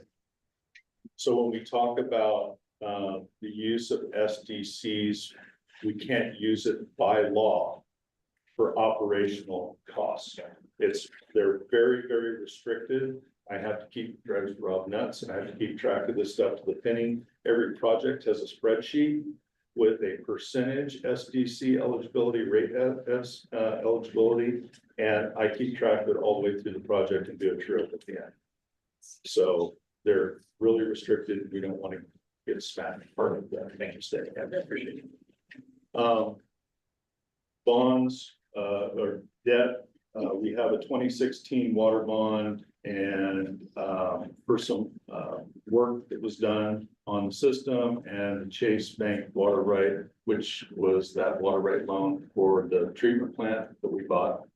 So we're paying debt down on that.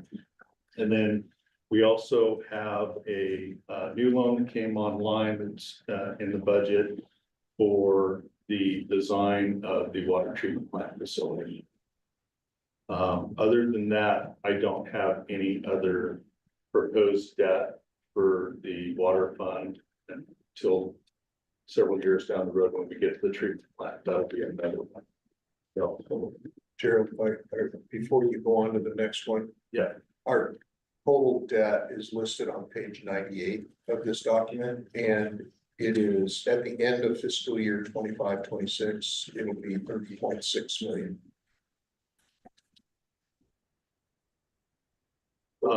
I do talk to Rob about this pretty regularly.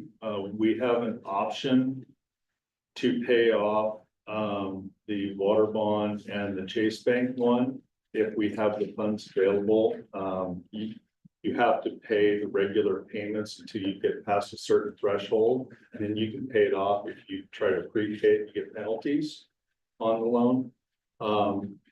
For the water bond, we can pay that off after June 15 of 2026. That's about $490,000. We don't have to, but there's the ability to do that. And then paying off the Chase Bank loan, and I don't have what the total is on there, but that's May 1 of 2026. So at the end of this next fiscal year, anytime after that, basically, if you want to unload debt, we have the ability to do that. But remember, this is cash on hand. So if you're paying that debt off, you have a reduction in cash towards projects. So it's kind of like balancing your debt on your big projects versus cash flow. So. Any questions on the Bravo fund? No, it's a lot. Okay. We good? On the sewer now? Yep. Next one is sewer on page 67.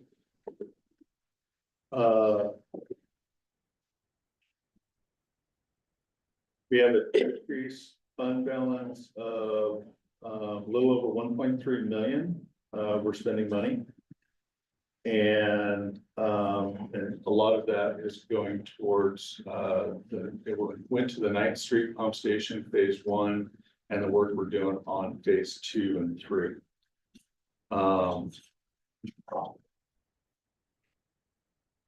There were no other tweaks to that fund, so I'll jump down to the next page on capital expense. So for the plant, 2 big projects in there, biosolids removal, which we're taking that to council at the next council meeting on May 13th. And that's to remove biosolids from Lagoon 1. That's that smell. You smell.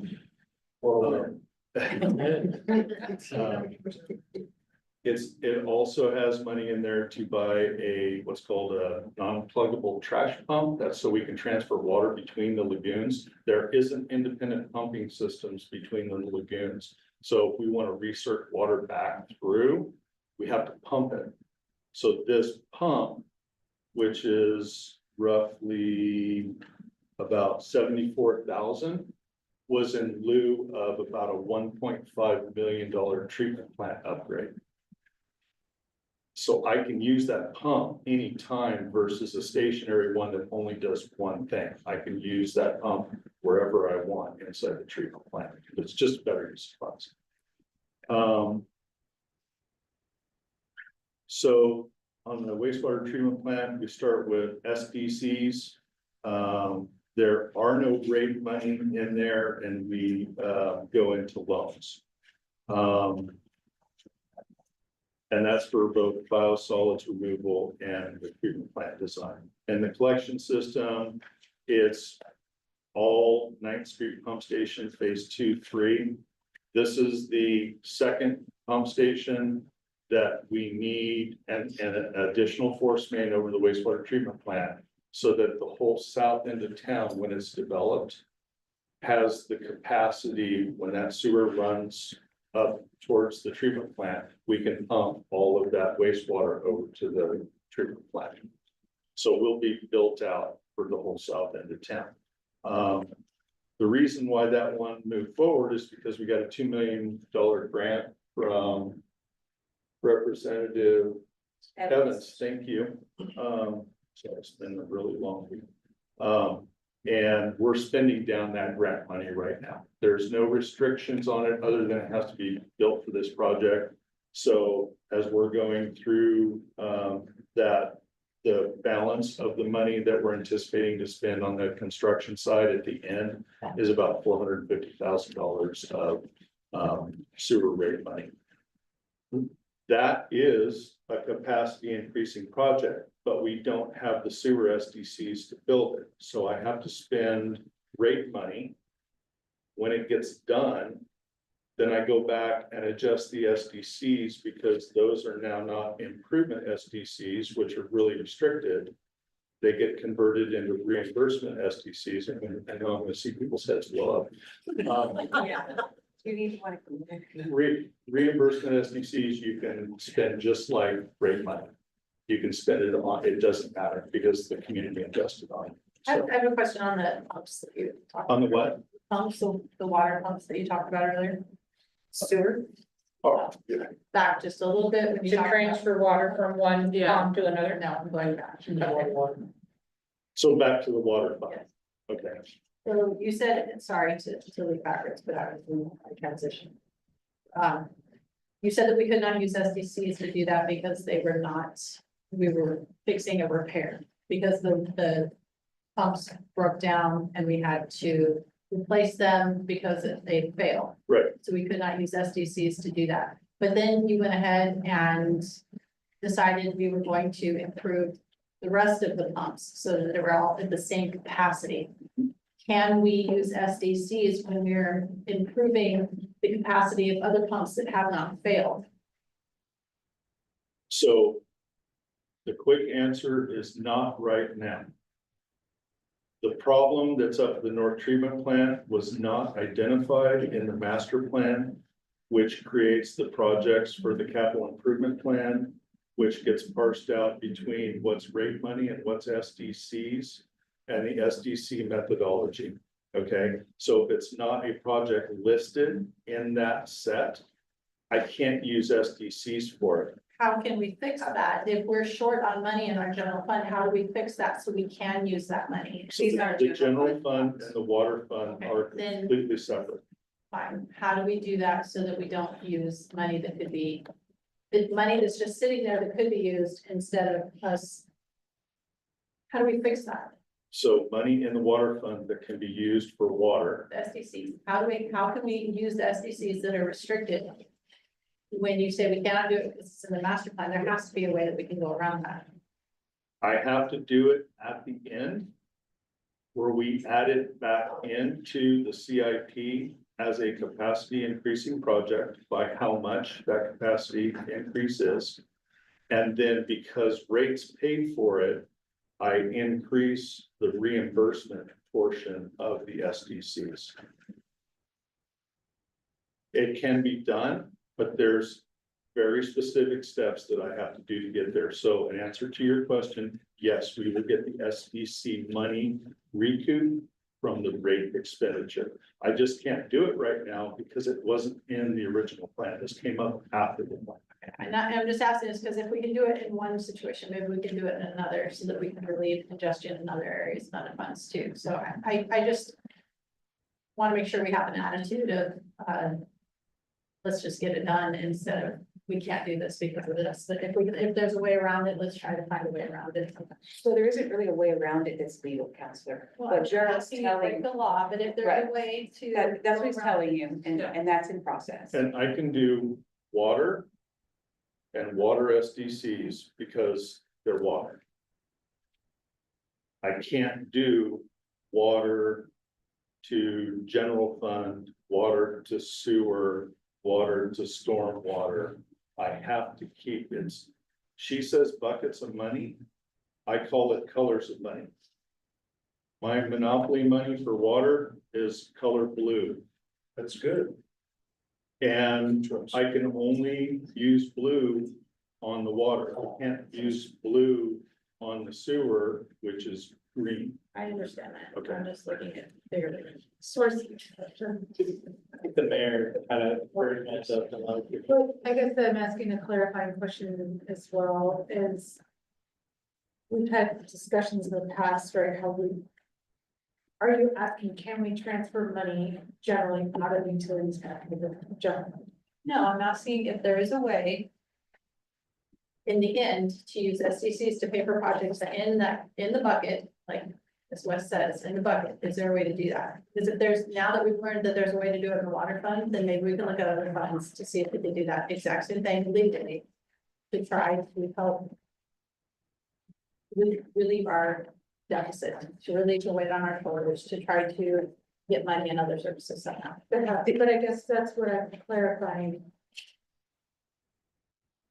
Those monies have to stay in those funds, so how would they relieve our debt? Or how would they relieve that with? I'm not arguing that. I'm saying that if we can do it in one spot, then maybe we can really focus down and look in other areas to see if we can do the same thing. There are, We can do that. the only fund that's in deficit is the general fund. Right. There are no SDCs in the general fund except for some parkways. And those have to go to parks. And I think they're all allocated, but Gerald will get to that. So this will not work for the general fund, counselor, because there are no SDCs for the general fund. But it will work for water, sewer, streets, storm. Does that help? Sort Thank you, Chair. Can you, so grants, we're talking, we just talked about a grant we got from the state, $2 million. So I know, you know, our mayor and our city manager have been in the state capitol advocating for more funding for grants to help us do some of this work. When the legislature allocates money, we get $2 million for a grant.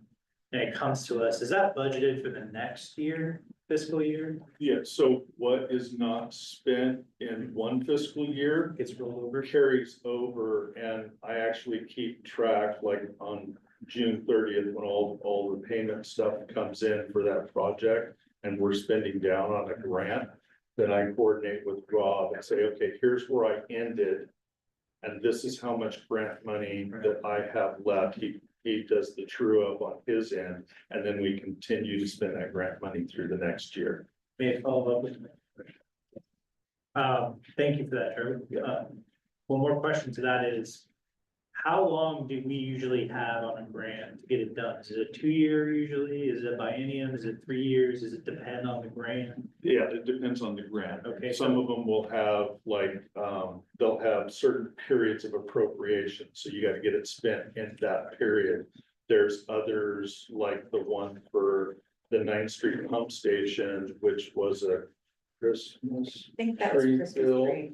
where they basically said, your request for this grant has been approved.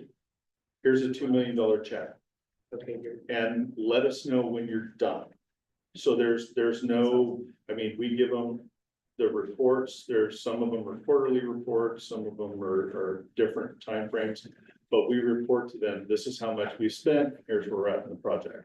All right, and then one more, in your world, because it's lots of heavy construction, sewers, all that. What's the average length? Like reasonable, are most of them a 2-year? Are you talking about construction, or are you talking about? The time you design? gotta spend the money from the grant, Okay, like on average. on average, design will take you 9 months to a year, and construction and I'm looking at like a water line or sewer line, construction from beginning to end could be as much as of a year, depending on how long it is. So it's reasonable for rollovers to happen in your. Oh, yeah. Yes. It's never not been that way. Great. Thank you very much. Yeah. All right. We were on sewer fund, but I got lost. Where was we talking about? Oh, you have another question? It was more of a general question, just because I am new here. I just want to clarify what funds do SDC funds go into? That would probably be one question for you. There's 5 SDC funds. There's transportation. There's water, there's sewer, there's stormwater, and then there's parks. Okay, thank you. Yeah. And we'll go through each one of those. Thank you. I have one more question too, just to piggyback on Leanne Rhodes' question about replenishing funds with SCCs. I assume that's usually like a 1 year or 2 year out kind of replenishment rather than the same fiscal year that. So They switch to reimbursement. When you try to switch to reimbursement SDC versus is that, I mean, you're understanding my question maybe better than. It's probably not gonna happen in this budget. no, it won't happen this, Well, again. it's at the end of the project. Right. When I can do a true up, Right. and then I have the justification to go back to that Okay. modification. That's what I was clarifying. Yeah, I don't do it as I go along, you know, at the end of each fiscal year. That would be a nightmare to kind of try to keep track of. Okay, thank you. 2 to 3 years. I guess I'm trying to making sure I understand.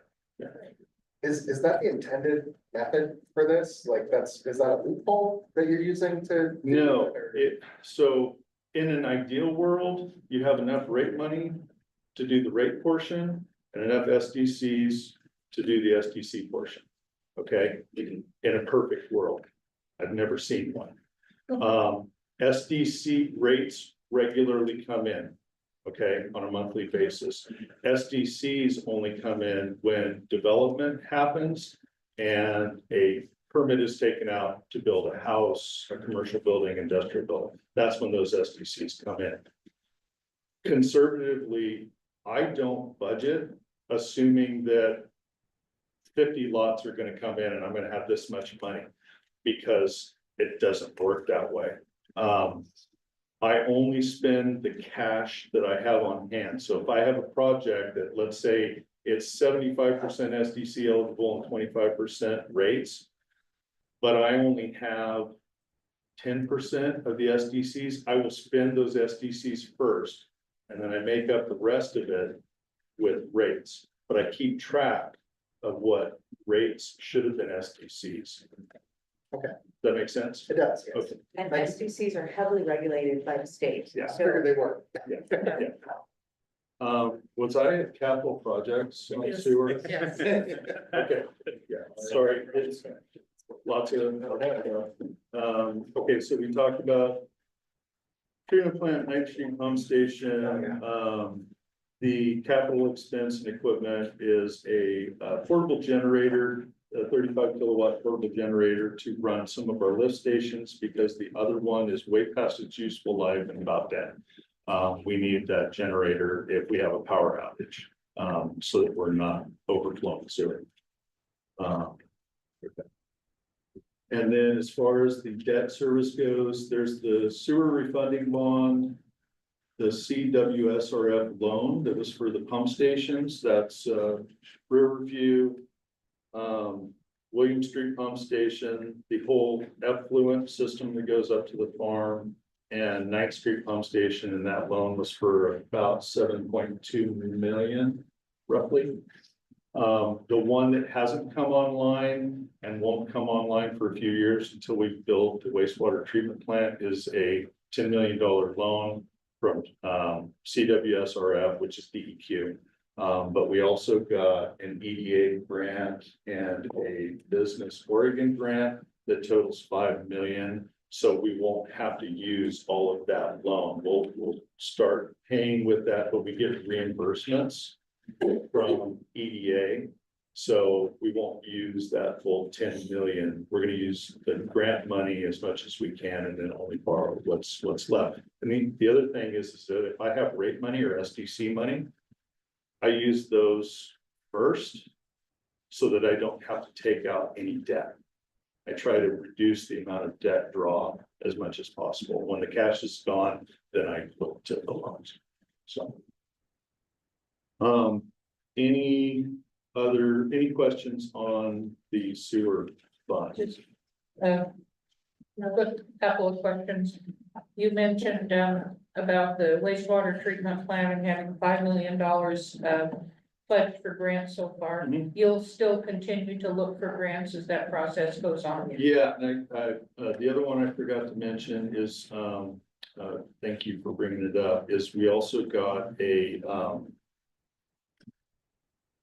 energy trust one, Yeah. and I think it was somewhere in the tune of about 750,000 for the aeration. We went through a process with them where we looked at what's the most efficient system that uses the least amount of power. And because we did that process with them, they're going to contribute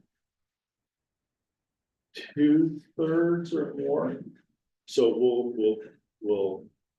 get that grant from them, which reduces the cost even more. And I'll interject for our new committee members. So we're an integrated team. So when Gerald talks about grants, those grants were brought in with working with Gerald, Sean who supervises our grant manager, Marshall, myself, sometimes the mayor's involved. So it's not just a one person thing. This is an integrated team bringing these funds in. Yeah, oh yeah, there's a 500, which one? So if all goes well, is this the $10 million loan of which we're only gonna have 5? If all goes well at the end of the day, they'll forgive up to $2 million of that loan. Yeah.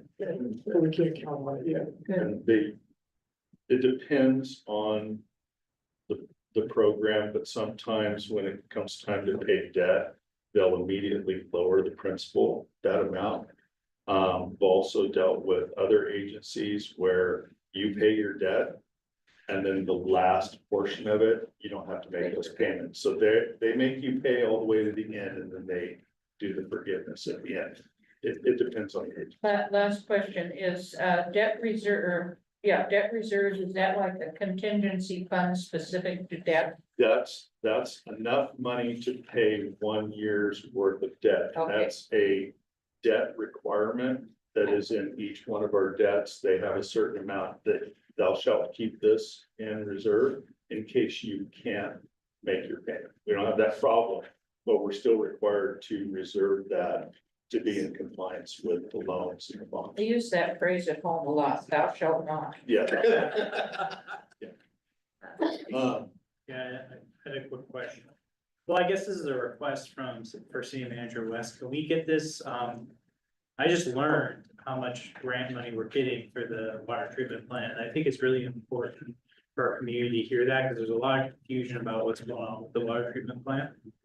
Can we get those updates pretty consistently? I know we're getting them in our council meetings, but like written down the growing amount of grant money that's coming in, which then reduces the amount of money that's from our taxpayers going into this project. I know you don't want to pay like, can't talk about some of that because it's still some kind of, but in general, just continually updating us on the grant. We do that, how often, Sean? Approximately every quarter or 6 months? I was thinking every 6 months. Every 6 months or more than that? I would appreciate it. Maybe it's quarterly instead of every 6 months. Just so we're reminding. Yeah, City Manager Ross, I think across the board grants, just to pick your time. I know Marshall came, I think you, Mr. Wright, did a presentation on that, of how well we're doing in the grant arena. And there's grants we're going after, and there's grants we've got. The grants that we've got are the ones that are in the grant fund. We're not counting the other ones. Yeah, of course not. Until we get them cash on.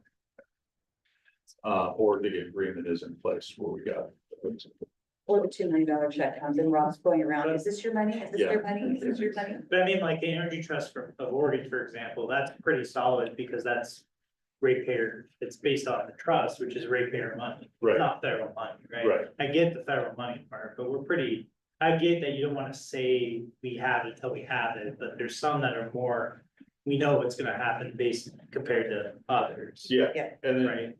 and the only thing that I have caveat on Energy Trust, like we've been awarded it. Yeah. We don't have the money and they don't pay the money until the end. Okay. The reason why I really don't, as she would say, ring the bell, is because Energy Trust is funded by other folks who could potentially pull that money. So we talk about, yes, we got it, but it's, for me, it's show me the money. When I have cash in hand, then I'll move forward. But we will go through agreements with them to lock it in. And they've already sent us a thing saying, yes, you've been awarded this, so it's just a matter of doing the work. Thank you. Where are we at? I think we're on to storm drain operations, which is on page 69. I like this. We had a decrease of about $294. So not a big deal. I don't have any capital projects in this fund. The one change that Rob talked about is down towards the bottom of page 69. It's that 62222 uniforms, 1,800 to 2,200. It was covered in streets and it was covered in sewer, but it wasn't in water and storm. So that cleans it all up. So they're all equal. The reason why I don't have any capital projects in the storm drain operating fund is because we're doing the stormwater master plan. And I don't want to work on projects that aren't the highest priority projects. So we're trying to get that all lined out so you know what the highest priority stormwater projects are. We're just kind of a whole stormwater fund. Any questions? When do you expect that plan to be done?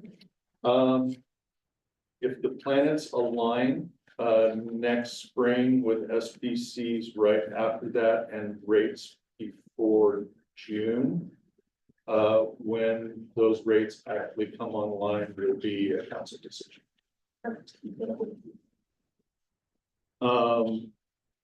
Next one is page 71, Transportation Operations Fund.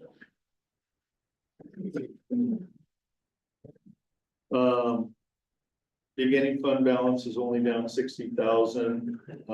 I don't have any capital projects in the transportation operating fund. The majority of the transportation projects are actually in the capital projects fund, which is the clearinghouse for transportation projects and transportation SDCs. We'll go over those, get to those funds. Any questions about transportation? Yeah. Of course I am. Our way. So we're going through the process for annexation for a road that's outside of our control now. I assume we become responsible to maintain and repair that road associated. So how does that, when we take on additional costs for new roads that are currently owned by someone else, do they repair the road to a standard and then we take ownership? Or do we just get it the way it is and then we have to have that standard? So is there gonna be additional costs to that annexation because we have to repair the road to our standard? I guess in my business. So the answer to that question is no. I've never really seen somebody, well, one time, long time ago. The county did an overlay on the street and then it was transferred. Okay. In this case, the county is not. The county has not done an incredible amount of maintenance on the roadway, predominantly because at some point, the city's gonna take it over. My position on it as your public works director is the sooner we take control of that, get it assessed and know what improvements need to be done, we can actually get ahead of it instead of letting it deteriorate. The other thing is if it is in our sphere of influence, then it allows us to go after funding, like if we want to do improvements, like take Corvallis Road. There's really no place to walk. So if we want to go after federal funding and state funding to enhance bicycle, pedestrian, storm drainage and everything else along those frontage so that people that live down in the neighborhood down by, it's River Oak, thank you. They can actually safely walk up to the downtown on a consistent sidewalk. That's much more difficult to do if the county owns the roadway. Thank you. Does that make sense? Yeah. On line 44-100, charges for services, I'm curious for the 24-25 fiscal year, we expected 50,000 and got 92,900. What are the charges for services that gave us an extra $40,000? They can be a myriad of things. The charges for services are an estimate of what we think might happen. And this gets into plan review and permit fees. If a development comes in that we had no clue about, they come in and they pay their plan review and permit fees. That's why you'll see this big boost of revenue. That revenue is actually expended out currently in contracted services because we have a contract inspector. The problem with contract inspectors, they drive from a distance, they come down, they do an inspection, they go away. So there's not an inspector randomly multiple times during the day checking on construction in the public right of way. That's changed because we recently hired a new inspector who's going to come online in May. It will be in-house. And the advantage of that is that currently some of the stuff that is done by the building department, they're inspecting sidewalks and driveways, which are in the right of way. We're going to relieve them of that. And then one of my operations people has to go around and do the punch list or final inspection. They now no longer will have to do that and they can work on the infrastructure. That position has been budgeted for several years. We just hadn't found the right person. The person that's coming on already has experience. So within a couple of weeks of onboarding, they'll be up. I remember you talked about that last year too. Yeah. Okay, and then just one follow-up question. What was the $2.5 million that we were expecting to receive that didn't for other revenue? So that was the development down at the south end of 7th Street. There was an arrangement with that developer they would pay us. They would be allowed to move forward with their development and we would build the 7th Street and Monmouth Street signalized intersection. That developer hence pulled out. And so we removed that revenue and expenditure out of the fund. So we're not getting a light at 7th Street currently? No, if a developer comes in, we'll probably go back to the council. It's not during the budget cycle. Go back to the council and say, we need to make this change again, but we're not putting money in there that's not for sure anymore. Okay, thank you. Apologies, I haven't gotten that update. Yeah. Yeah, while we're at it. Sorry. Okay. Gotta do it too. $800 for trash was the adopted budget last year, 7,300 on line 61,520. And then of course this year we're looking at 7,900. That's almost 1,000% increase. What's the situation? Okay, so the utility side of things, the electric, garbage, gas, telephone, when we went through and did the personnel allocation look, we also went through, and they weren't all done at the same time, like going through and looking at all the details. Is this right? Is this right? Is this right? So the difference between the last budget, which was done before, and now we're seeing that reallocation of the true cost. So the costs that go for these buildings, Public Works and the funds have a certain share. We have garbage out there, they have a certain share. We have garbage at the parks, that comes out of the general fund side. So we've gone through and re-looked at that allocation to make sure that allocation is correct. So going forward, you're gonna see this kind of leveling out of cost. It bounced around because it was like 873 and 1174, and then we budgeted 800, but now it's actually 7,300. All we did is we adjusted and did offsets within the fund to make that happen. So now going forward, you should see kind of a, depending on the rates, a gradual increase over time, and that should be pretty much consistent. So it's up here, but it's down somewhere else. The number went down somewhere else in the budget. Yes, yes, so it's like, okay, I tell my crews and they aren't happy, okay, we're not gonna spend this much in this line item, this much, this line item, and we're gonna move stuff around to make that work. Unless it gets to a point where it's too much, and then we actually do a contingency, we move some money up from contingency to that to get us through the end of the year, and then we reset the next year. Okay, I apologize if you've already addressed this, I can't hear everybody all the time. In the sources, other revenue for 24-25 is 2.5 million, but the actual is only $123. Yeah, that was that 2.5 million, that was the developer down at South End. Okay, I didn't realize Now it we're was not- that high. Yeah, Thank you. so we reduced that down, and then you don't see it in the next fiscal year. Did we get everything? Okay. Next one is Water SDC Fund.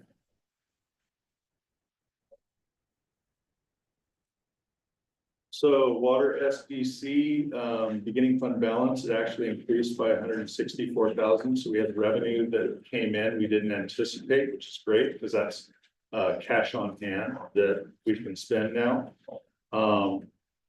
The improvement SDCs that you see there is the assumption that Southwest Crossing, which is over off of Talmadge Road, that 100% of that is built.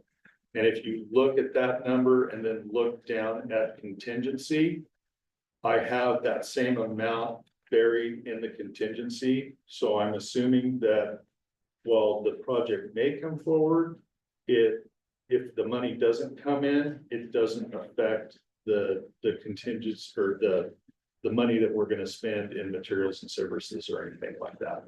I have to anticipate what is on the board right now, and the only thing that we have on the board that we have plan approvals for in Public Works is the Southwest Crossing. So I have that same thing set up in water, sewer, transportation, storm, and parks.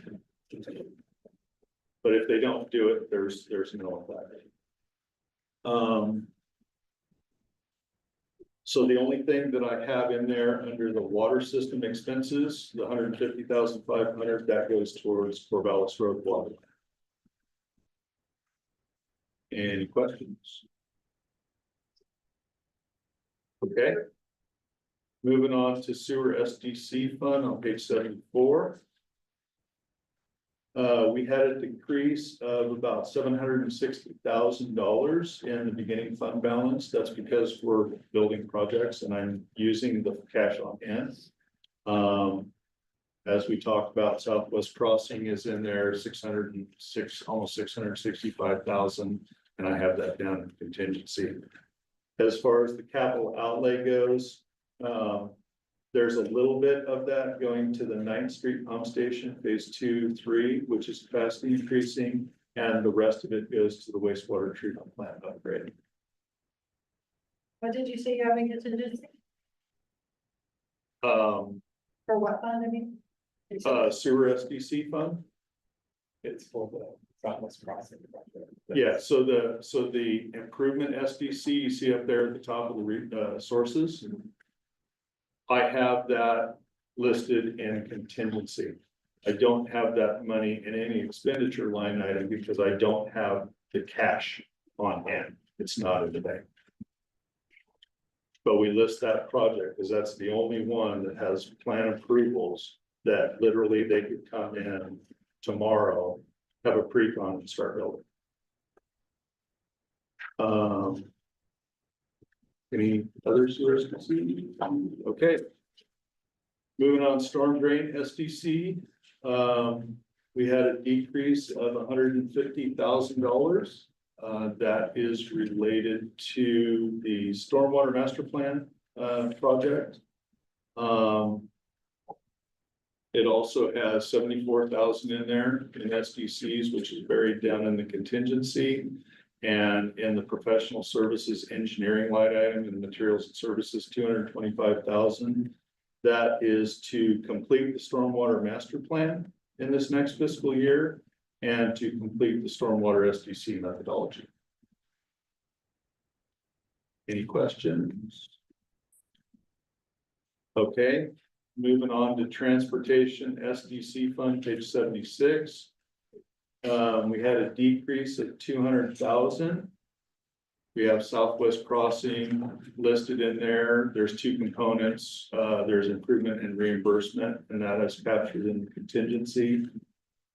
For capital outlay or capital expense roads, we have money in there for the Mount Fur Avenue extension, which is basically the frontage road portion of the water treatment plant. So streets are paying for streets, water will pay for the water treatment plant. We're not making the water treatment plant pay for the street frontage improvements. It is an identified project in our master plan. It is SDC eligible, so I have money in there for that. There's a little bit of money in there to do sharrows, which are the share of the road bike lane markings. Our crews do that in-house. It's just to pay for the material costs. And there's money in there for Chestnut Bridge because it is a fast increasing project. Main and River down here, always stop, converting that to a stop on I Street and River.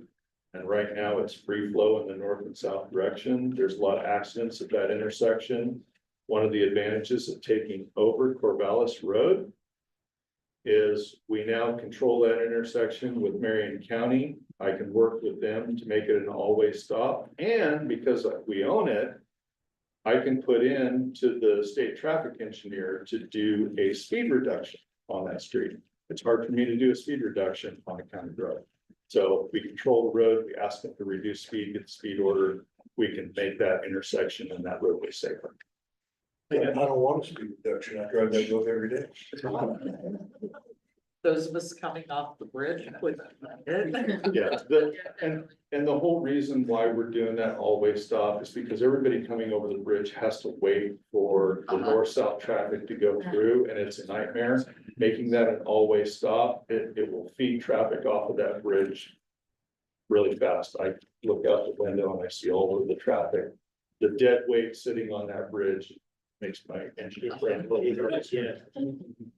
Source. Thank you, Chair. I guess this is a question for all SDC funds. Is there a minimum contingency or reserve that we have to have in SDCs per the standard? No, the goal and objective is when you get it, spend it. Okay. Spend it down on projects so that you're constantly moving forward on completing the master plan So project. there's never any heartburn around just the zero fund. And Nope, and if it's literally zeroed out, like we've spent all the funds and no SDCs come in and there's no beginning fund balance, no harm, no foul. It's only when cash comes in, then you can go ahead and extend it out. But there is a problem when we don't spend those SDCs wisely. The example, Sunset Park. We wasted money on that part. Just because we can spend money doesn't mean we should spend money. I think as a budget committee, we should be very. I mean, I'm gonna point out, I think that's an opinion, because I think spending that money on Sunset Park was exactly what the funds were for, and I don't wanna get us too derailed into the weeds with That's the opinion too, though, but we could have spent that money to make Riverfront Park ADA. So we're not on parks, if I may redirect this, we're on transportation, Cheryl? Yeah, because we still have a bunch. My point was just SDC responsibility. Moving on to parks SDCs, page 77. We're on there. Beginning fund balance decreased by 290, almost 297,000. That is the work done on Sunset Park and the Parks Master Plan. We have Southwest Crossing in there. The rest of the materials and service cost is for the Parks Master Plan update and the Parks SDC update. Any questions? Okay. Next one is Parks Capital Reserve. This is another one like the capital projects fund where we want to spend that money down. We want to try to spend all, because all it's doing is it's delivering projects. So we try to zero that out, money from parks SDCs, and if necessary, the general fund can transfer into this fund so that it can deliver projects. So if there's a replacement of a playground, that's general fund money, that money would come into this fund and that fund would deliver the replacement. Okay.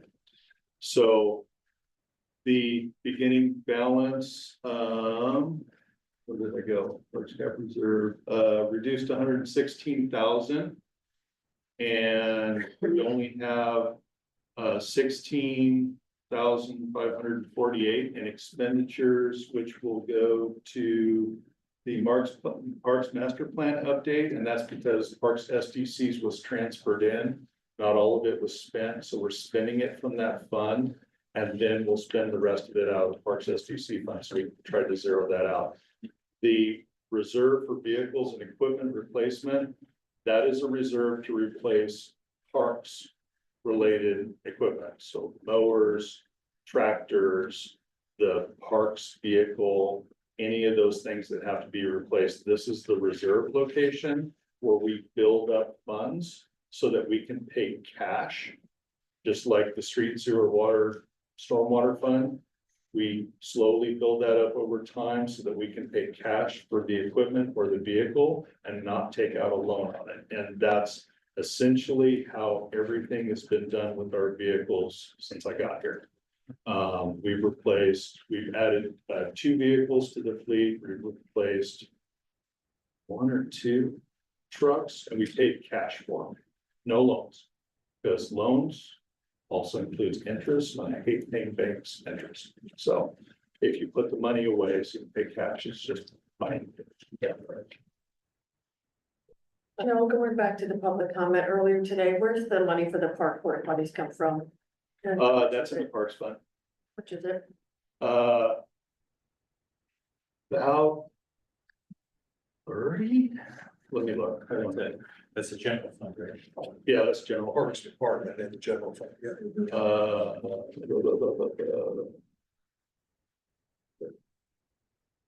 Porta potties, we had budgeted at 15, but the price is going up. Sorry, 15,000, not $15. But the prices are going up. So, 30. yeah, and the more we add, the price goes up even more. Does that include porta potties for events as well, or is that just? No, that's just the standalone ones that are currently at the parks. Okay, We thank you. tried to put at least, if the park didn't have a restroom facility, we tried to put one at each park location. So. Thank you, Chair. My question is, when you talk about funds where the funds are sitting and you're building up, is there any policy of the city to invest that in any short-term investments to accrue interest on that money that we just sit? Well, that's probably in my wheelhouse is we do not have an investment policy for the city. Currently, our idle cash, if you want to call it that, is in the local government investment pool through the state. And in times when interest rates are dropping, that's not a bad place to be because it lags. Times when interest rates are going up, it also lags, so it's not a great place to be, but we have, this is gonna sound like an excuse, but we simply don't have the capacity to do a lot of active investing right now. I only ask because my day job, we just had this whole conversation. Yeah, no, it's a fair question, and I've done that at other places that I've worked. Sorry. Yes, just as a follow-up question, almost all of these sheets do have a line item for investment interests. So where is that money coming from? Where? So what we do is monthly, we get interest income on our LGIP account. And we allocate that out based on the relative balance in the fund the month prior. So the local government investment pool through the state of Oregon. Okay. Again, that's where most of our money sits. Okay. It's also a very safe place. We are restricted by ORS in what types of things cities can invest in. No, And the that's fair. LGIP is like the safest. Fair, I just wanted to. Okay, good. All right, next one, I think, is on page 87. It's the vehicle or facility and vehicle replacement fund. Is that page right? Yep. Okay. So, that fund balance up there is basically or mainly the reserve that the street, sewer, water and storm has transferred over for the replacement of the shops facility. That's why you see that pretty high investment interest. That's basically the money that those funds transferred that's sitting there is earning the interest. You see general fund has to do a transfer, but that is gonna get adjusted because of the $70,000 emergency repair. And then in transfers and storm drain fund, that is storm drain trying to catch up with the other funds that already have their full amount in there. So you don't see any transfers from street, sewer or water. They've put in the money they need to.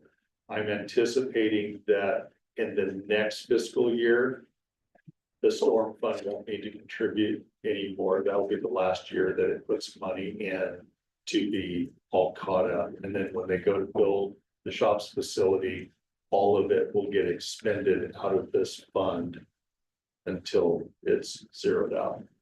And when are you anticipating building the shop? We're anticipating building it at the time when we build the water treatment plant. So fiscal year Well,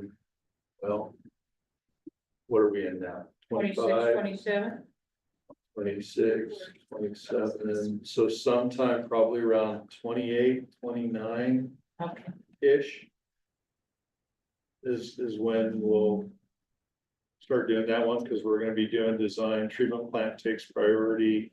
And then as we're finishing out the site layout, then we'll do this location for the shops.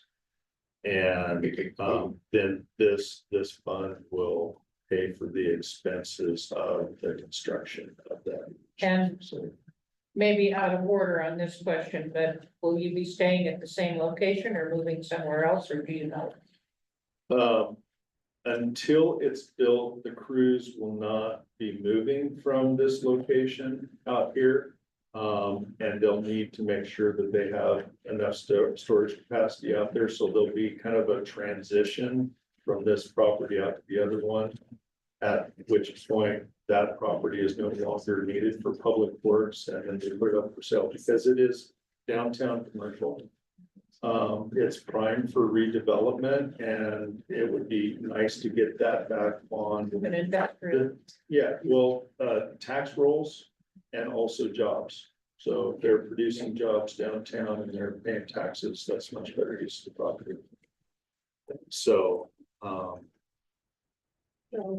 yeah. You don't have the money to pay for the facility, right? You're just sucking money away at this point? No, the money we have, put away, it should be enough to build the building. Eventually, not right now. Yeah, not right now, but Right now. yeah. Yeah. Yeah. Okay, back to facilities, so the line item change that he was talking about is on 63190. And it's towards the bottom of that page. Other contracted and professional services. So instead of the 114,400, it's 184,400. And then there's no change in the next fiscal year.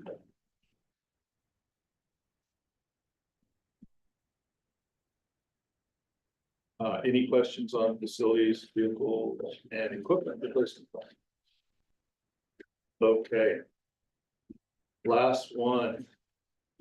We're gonna go to the Parks Fund. Park. Parks Department, general fund. Parks Department, General Fund. Sorry. Yeah, Parks Department. I don't get to correct you often. Fire away. It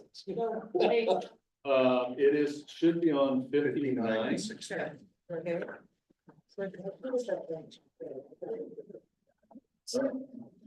Jump to, yeah, Parks Department. Okay. So this is less than. Is it less? What is? Wait a minute. Back up here.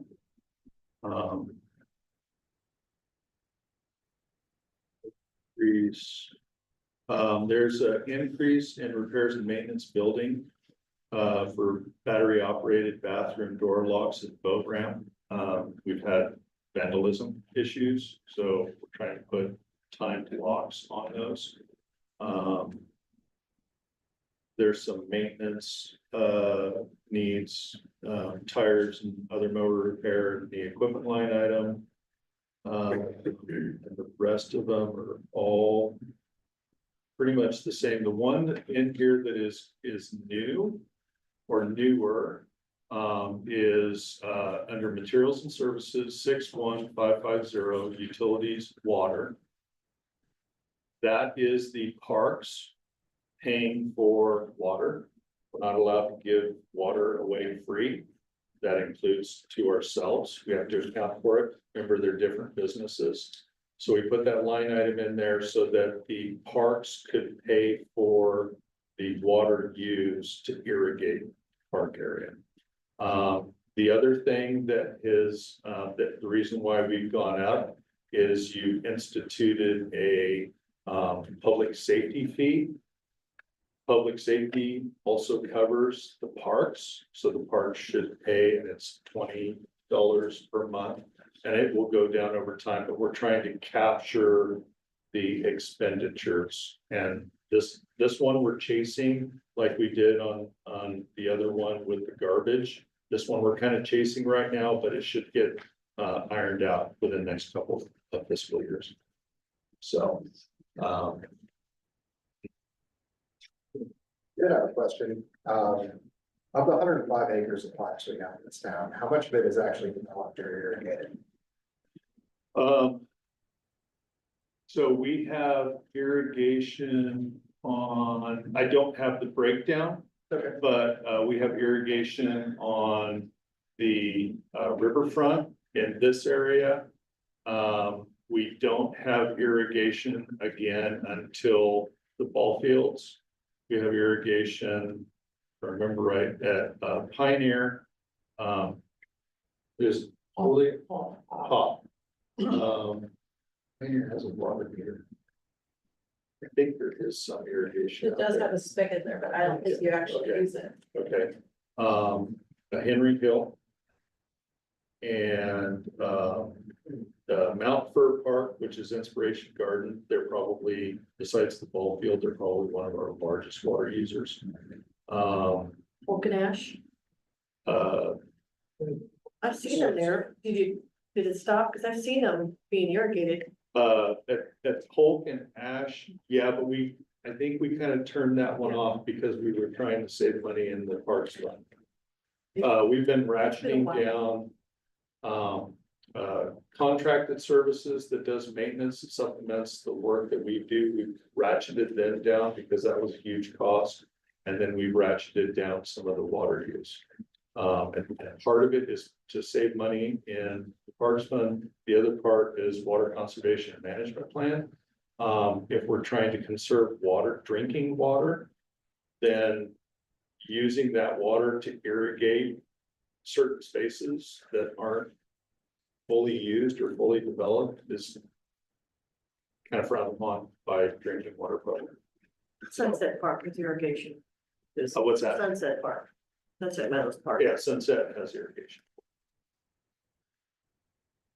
Yeah, I did just want to note that because Independence, I think, spends about $2,200 per acre. If my math is right, I forgot to write it down, versus Dallas and Monmouth, which I think spend around $8,000 a month per acre. So our costs were really low. So I just want to clarify. Yeah, but we do have a large amount of space.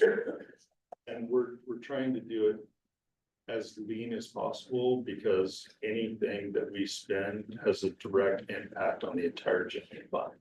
So I think I told Kenneth this, if you cut any more, I might as well start putting fences around parks and shut them down. Because I think just that fast, they're gonna go feral. So.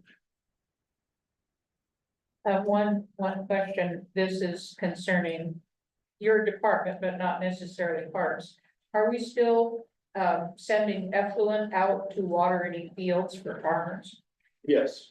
And Yeah, is we have there an any agreement. monetary return on that?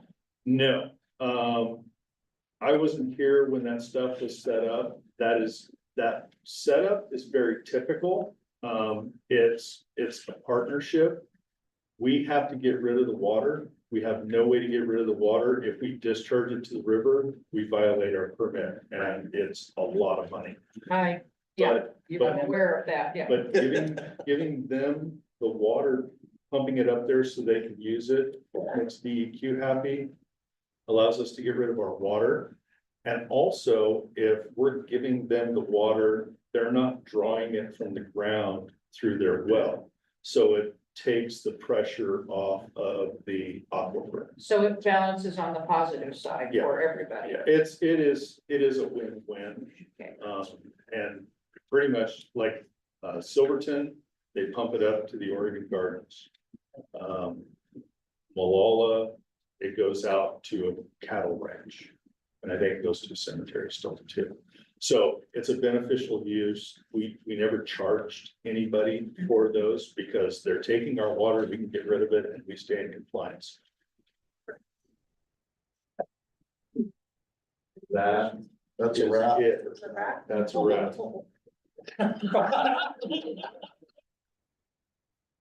I believe we need a motion to, recess and reconvene at a date. That's good. Yeah, don't adjourn.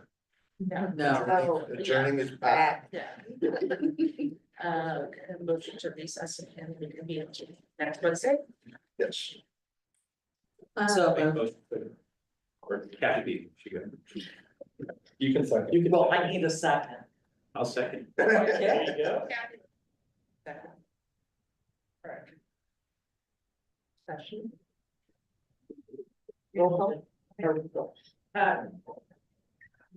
This committee member Parkin.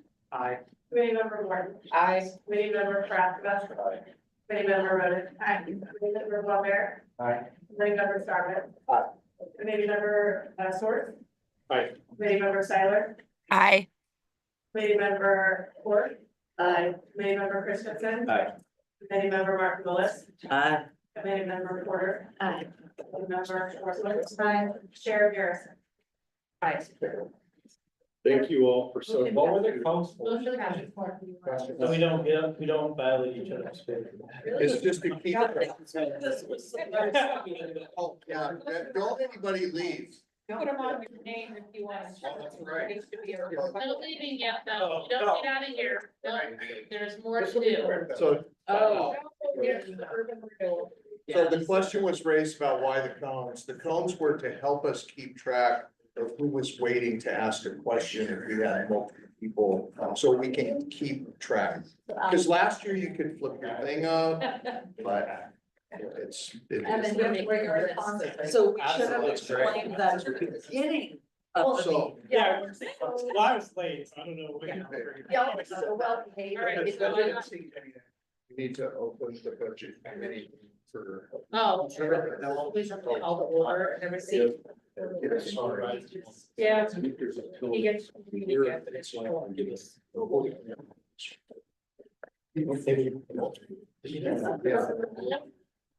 All right, so we didn't call order. Okay. Alright. But this has to be open for a full day, right? Huh? I'll just do this next week. No. Sorry. So we didn't, We so, may have a. I got a toddler. Is that okay? I think that's, Okay. we still have a quorum, so. all right, so we're gonna talk over the Independence Urban Renewal Agency Budget Committee meeting. Right, everybody do roll call. Okay, Chair Garrison. Here. Committee member Forster. Here. Committee member, Porter just left. Committee member Mark Willis. Here. Committee member Christensen. Here. Committee member Ford here. Committee member Seiler. We lost her. She must have thought we were done. Committee member Soares. Committee member Sharman. Here. Committee member Boisvert. Aye. Committee member Roden. Here. Committee member Karasavas. Here. Committee member Morton. Here. Committee member Carmen. Here. Okay. Okay, So, so we need to review the agenda or then they'll review the minutes from last year. I move to approve the meeting minutes from 2024. second. Who was the second? Well, there. Okay. Discussion. All right. Okay.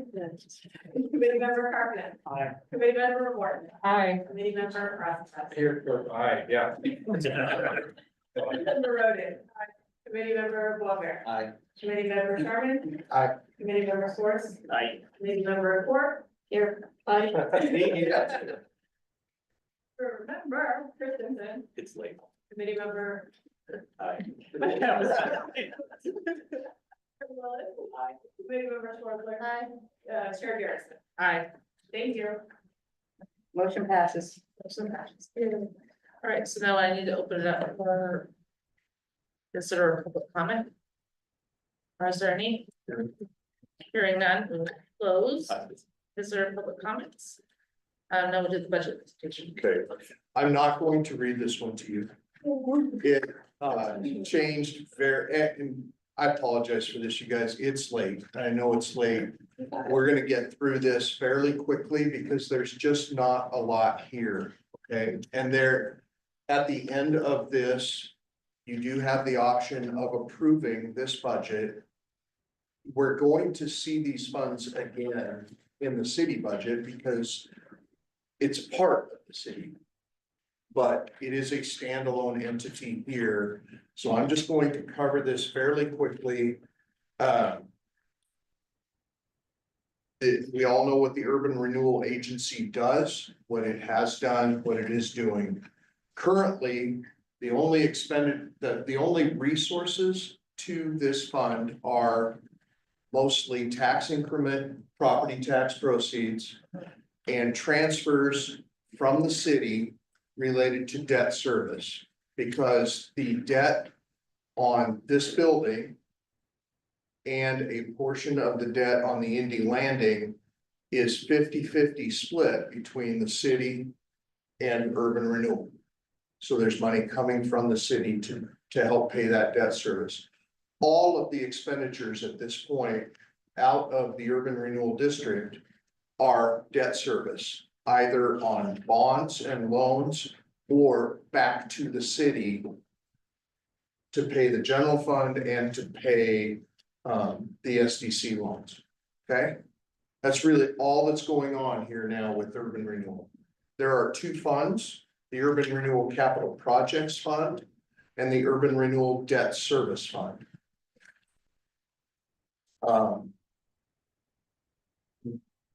That's really it in terms of the budget message. There's just not a lot there.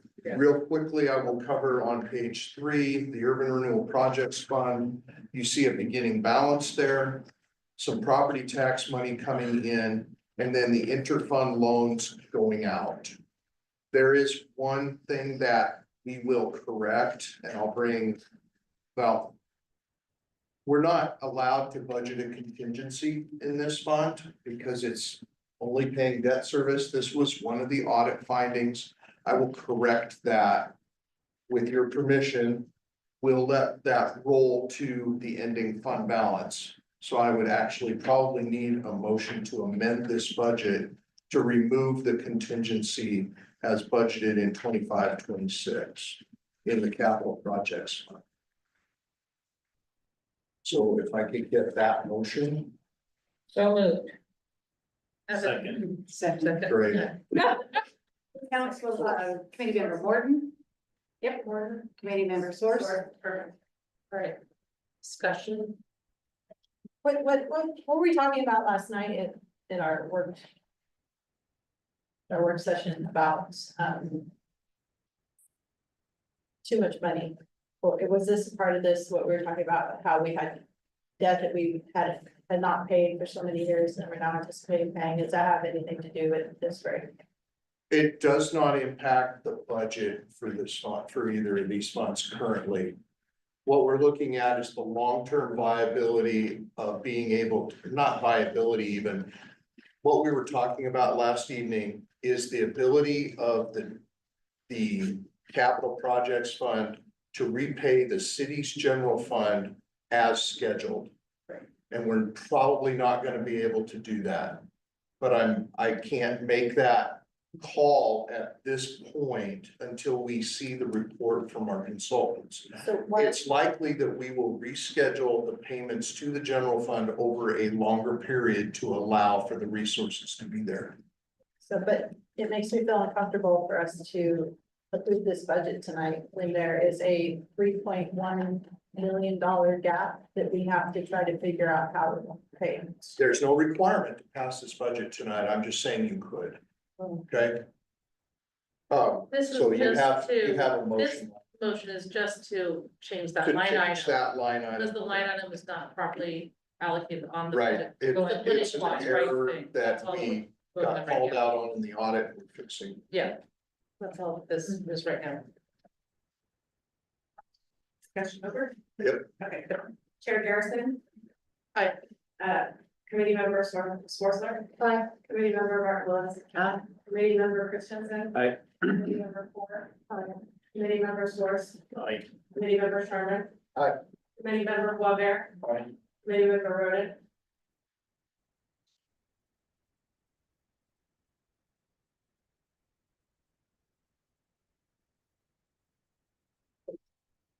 Committee Member Rasmus. Aye. Committee Member Morton. Aye. Committee Member Harkinen. Aye. Motion passes. Thank you. And on page, I guess I have 2 page 3s. Yeah. I'm moron. I bet you're not having any. Yeah. On the Urban Renewal Debt Service Fund, again, you have property taxes coming in along with the transfers from the city to help with the debt service, and you have the payment, principal and interest payments going out. That concludes the presentation of the budget for the Urban Renewal Agency. So it's basically up to the committee now, if you want to act on that, or if you want to recess this to the next meeting as well. Do you anticipate any other changes after the No, ma'am. auditor's report comes in? No, ma'am. not to the 25-26 budget. I do have a question. What was she referring to? The 3 million, 2 million? So we had a work session last evening with the council. Part of that work session was to discuss kind of where we're at with urban renewal and where we're going. In the period between 2016-17 and now, there was projections made in 2016 of the property taxes that the Urban Renewal Agency would receive.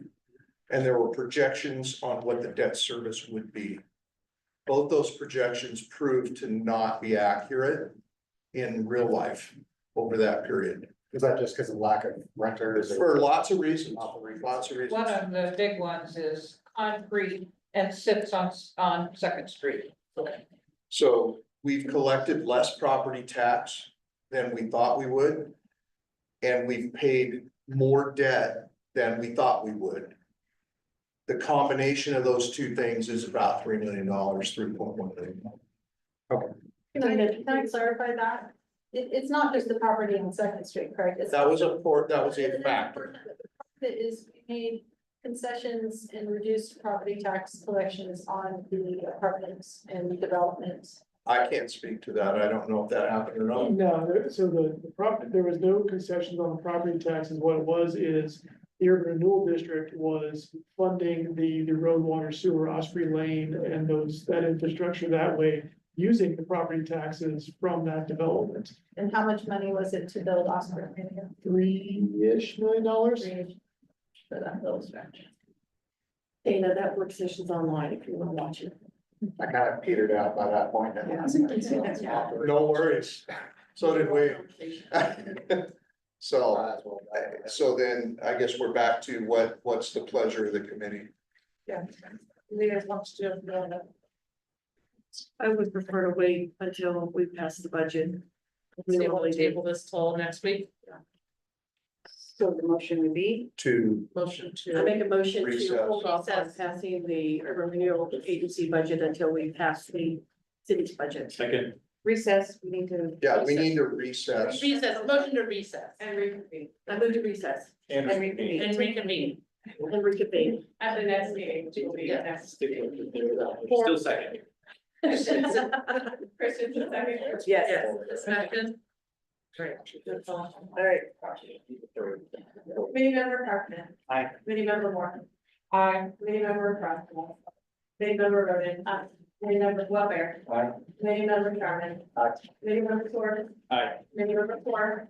Committee member Christensen. Aye. Committee member Martin Lewis. Aye. Committee member Forsler. Chair Perry. Aye. Thank you, everybody. Now we're done. Hey, Rob, Yeah. you have 2 page 1.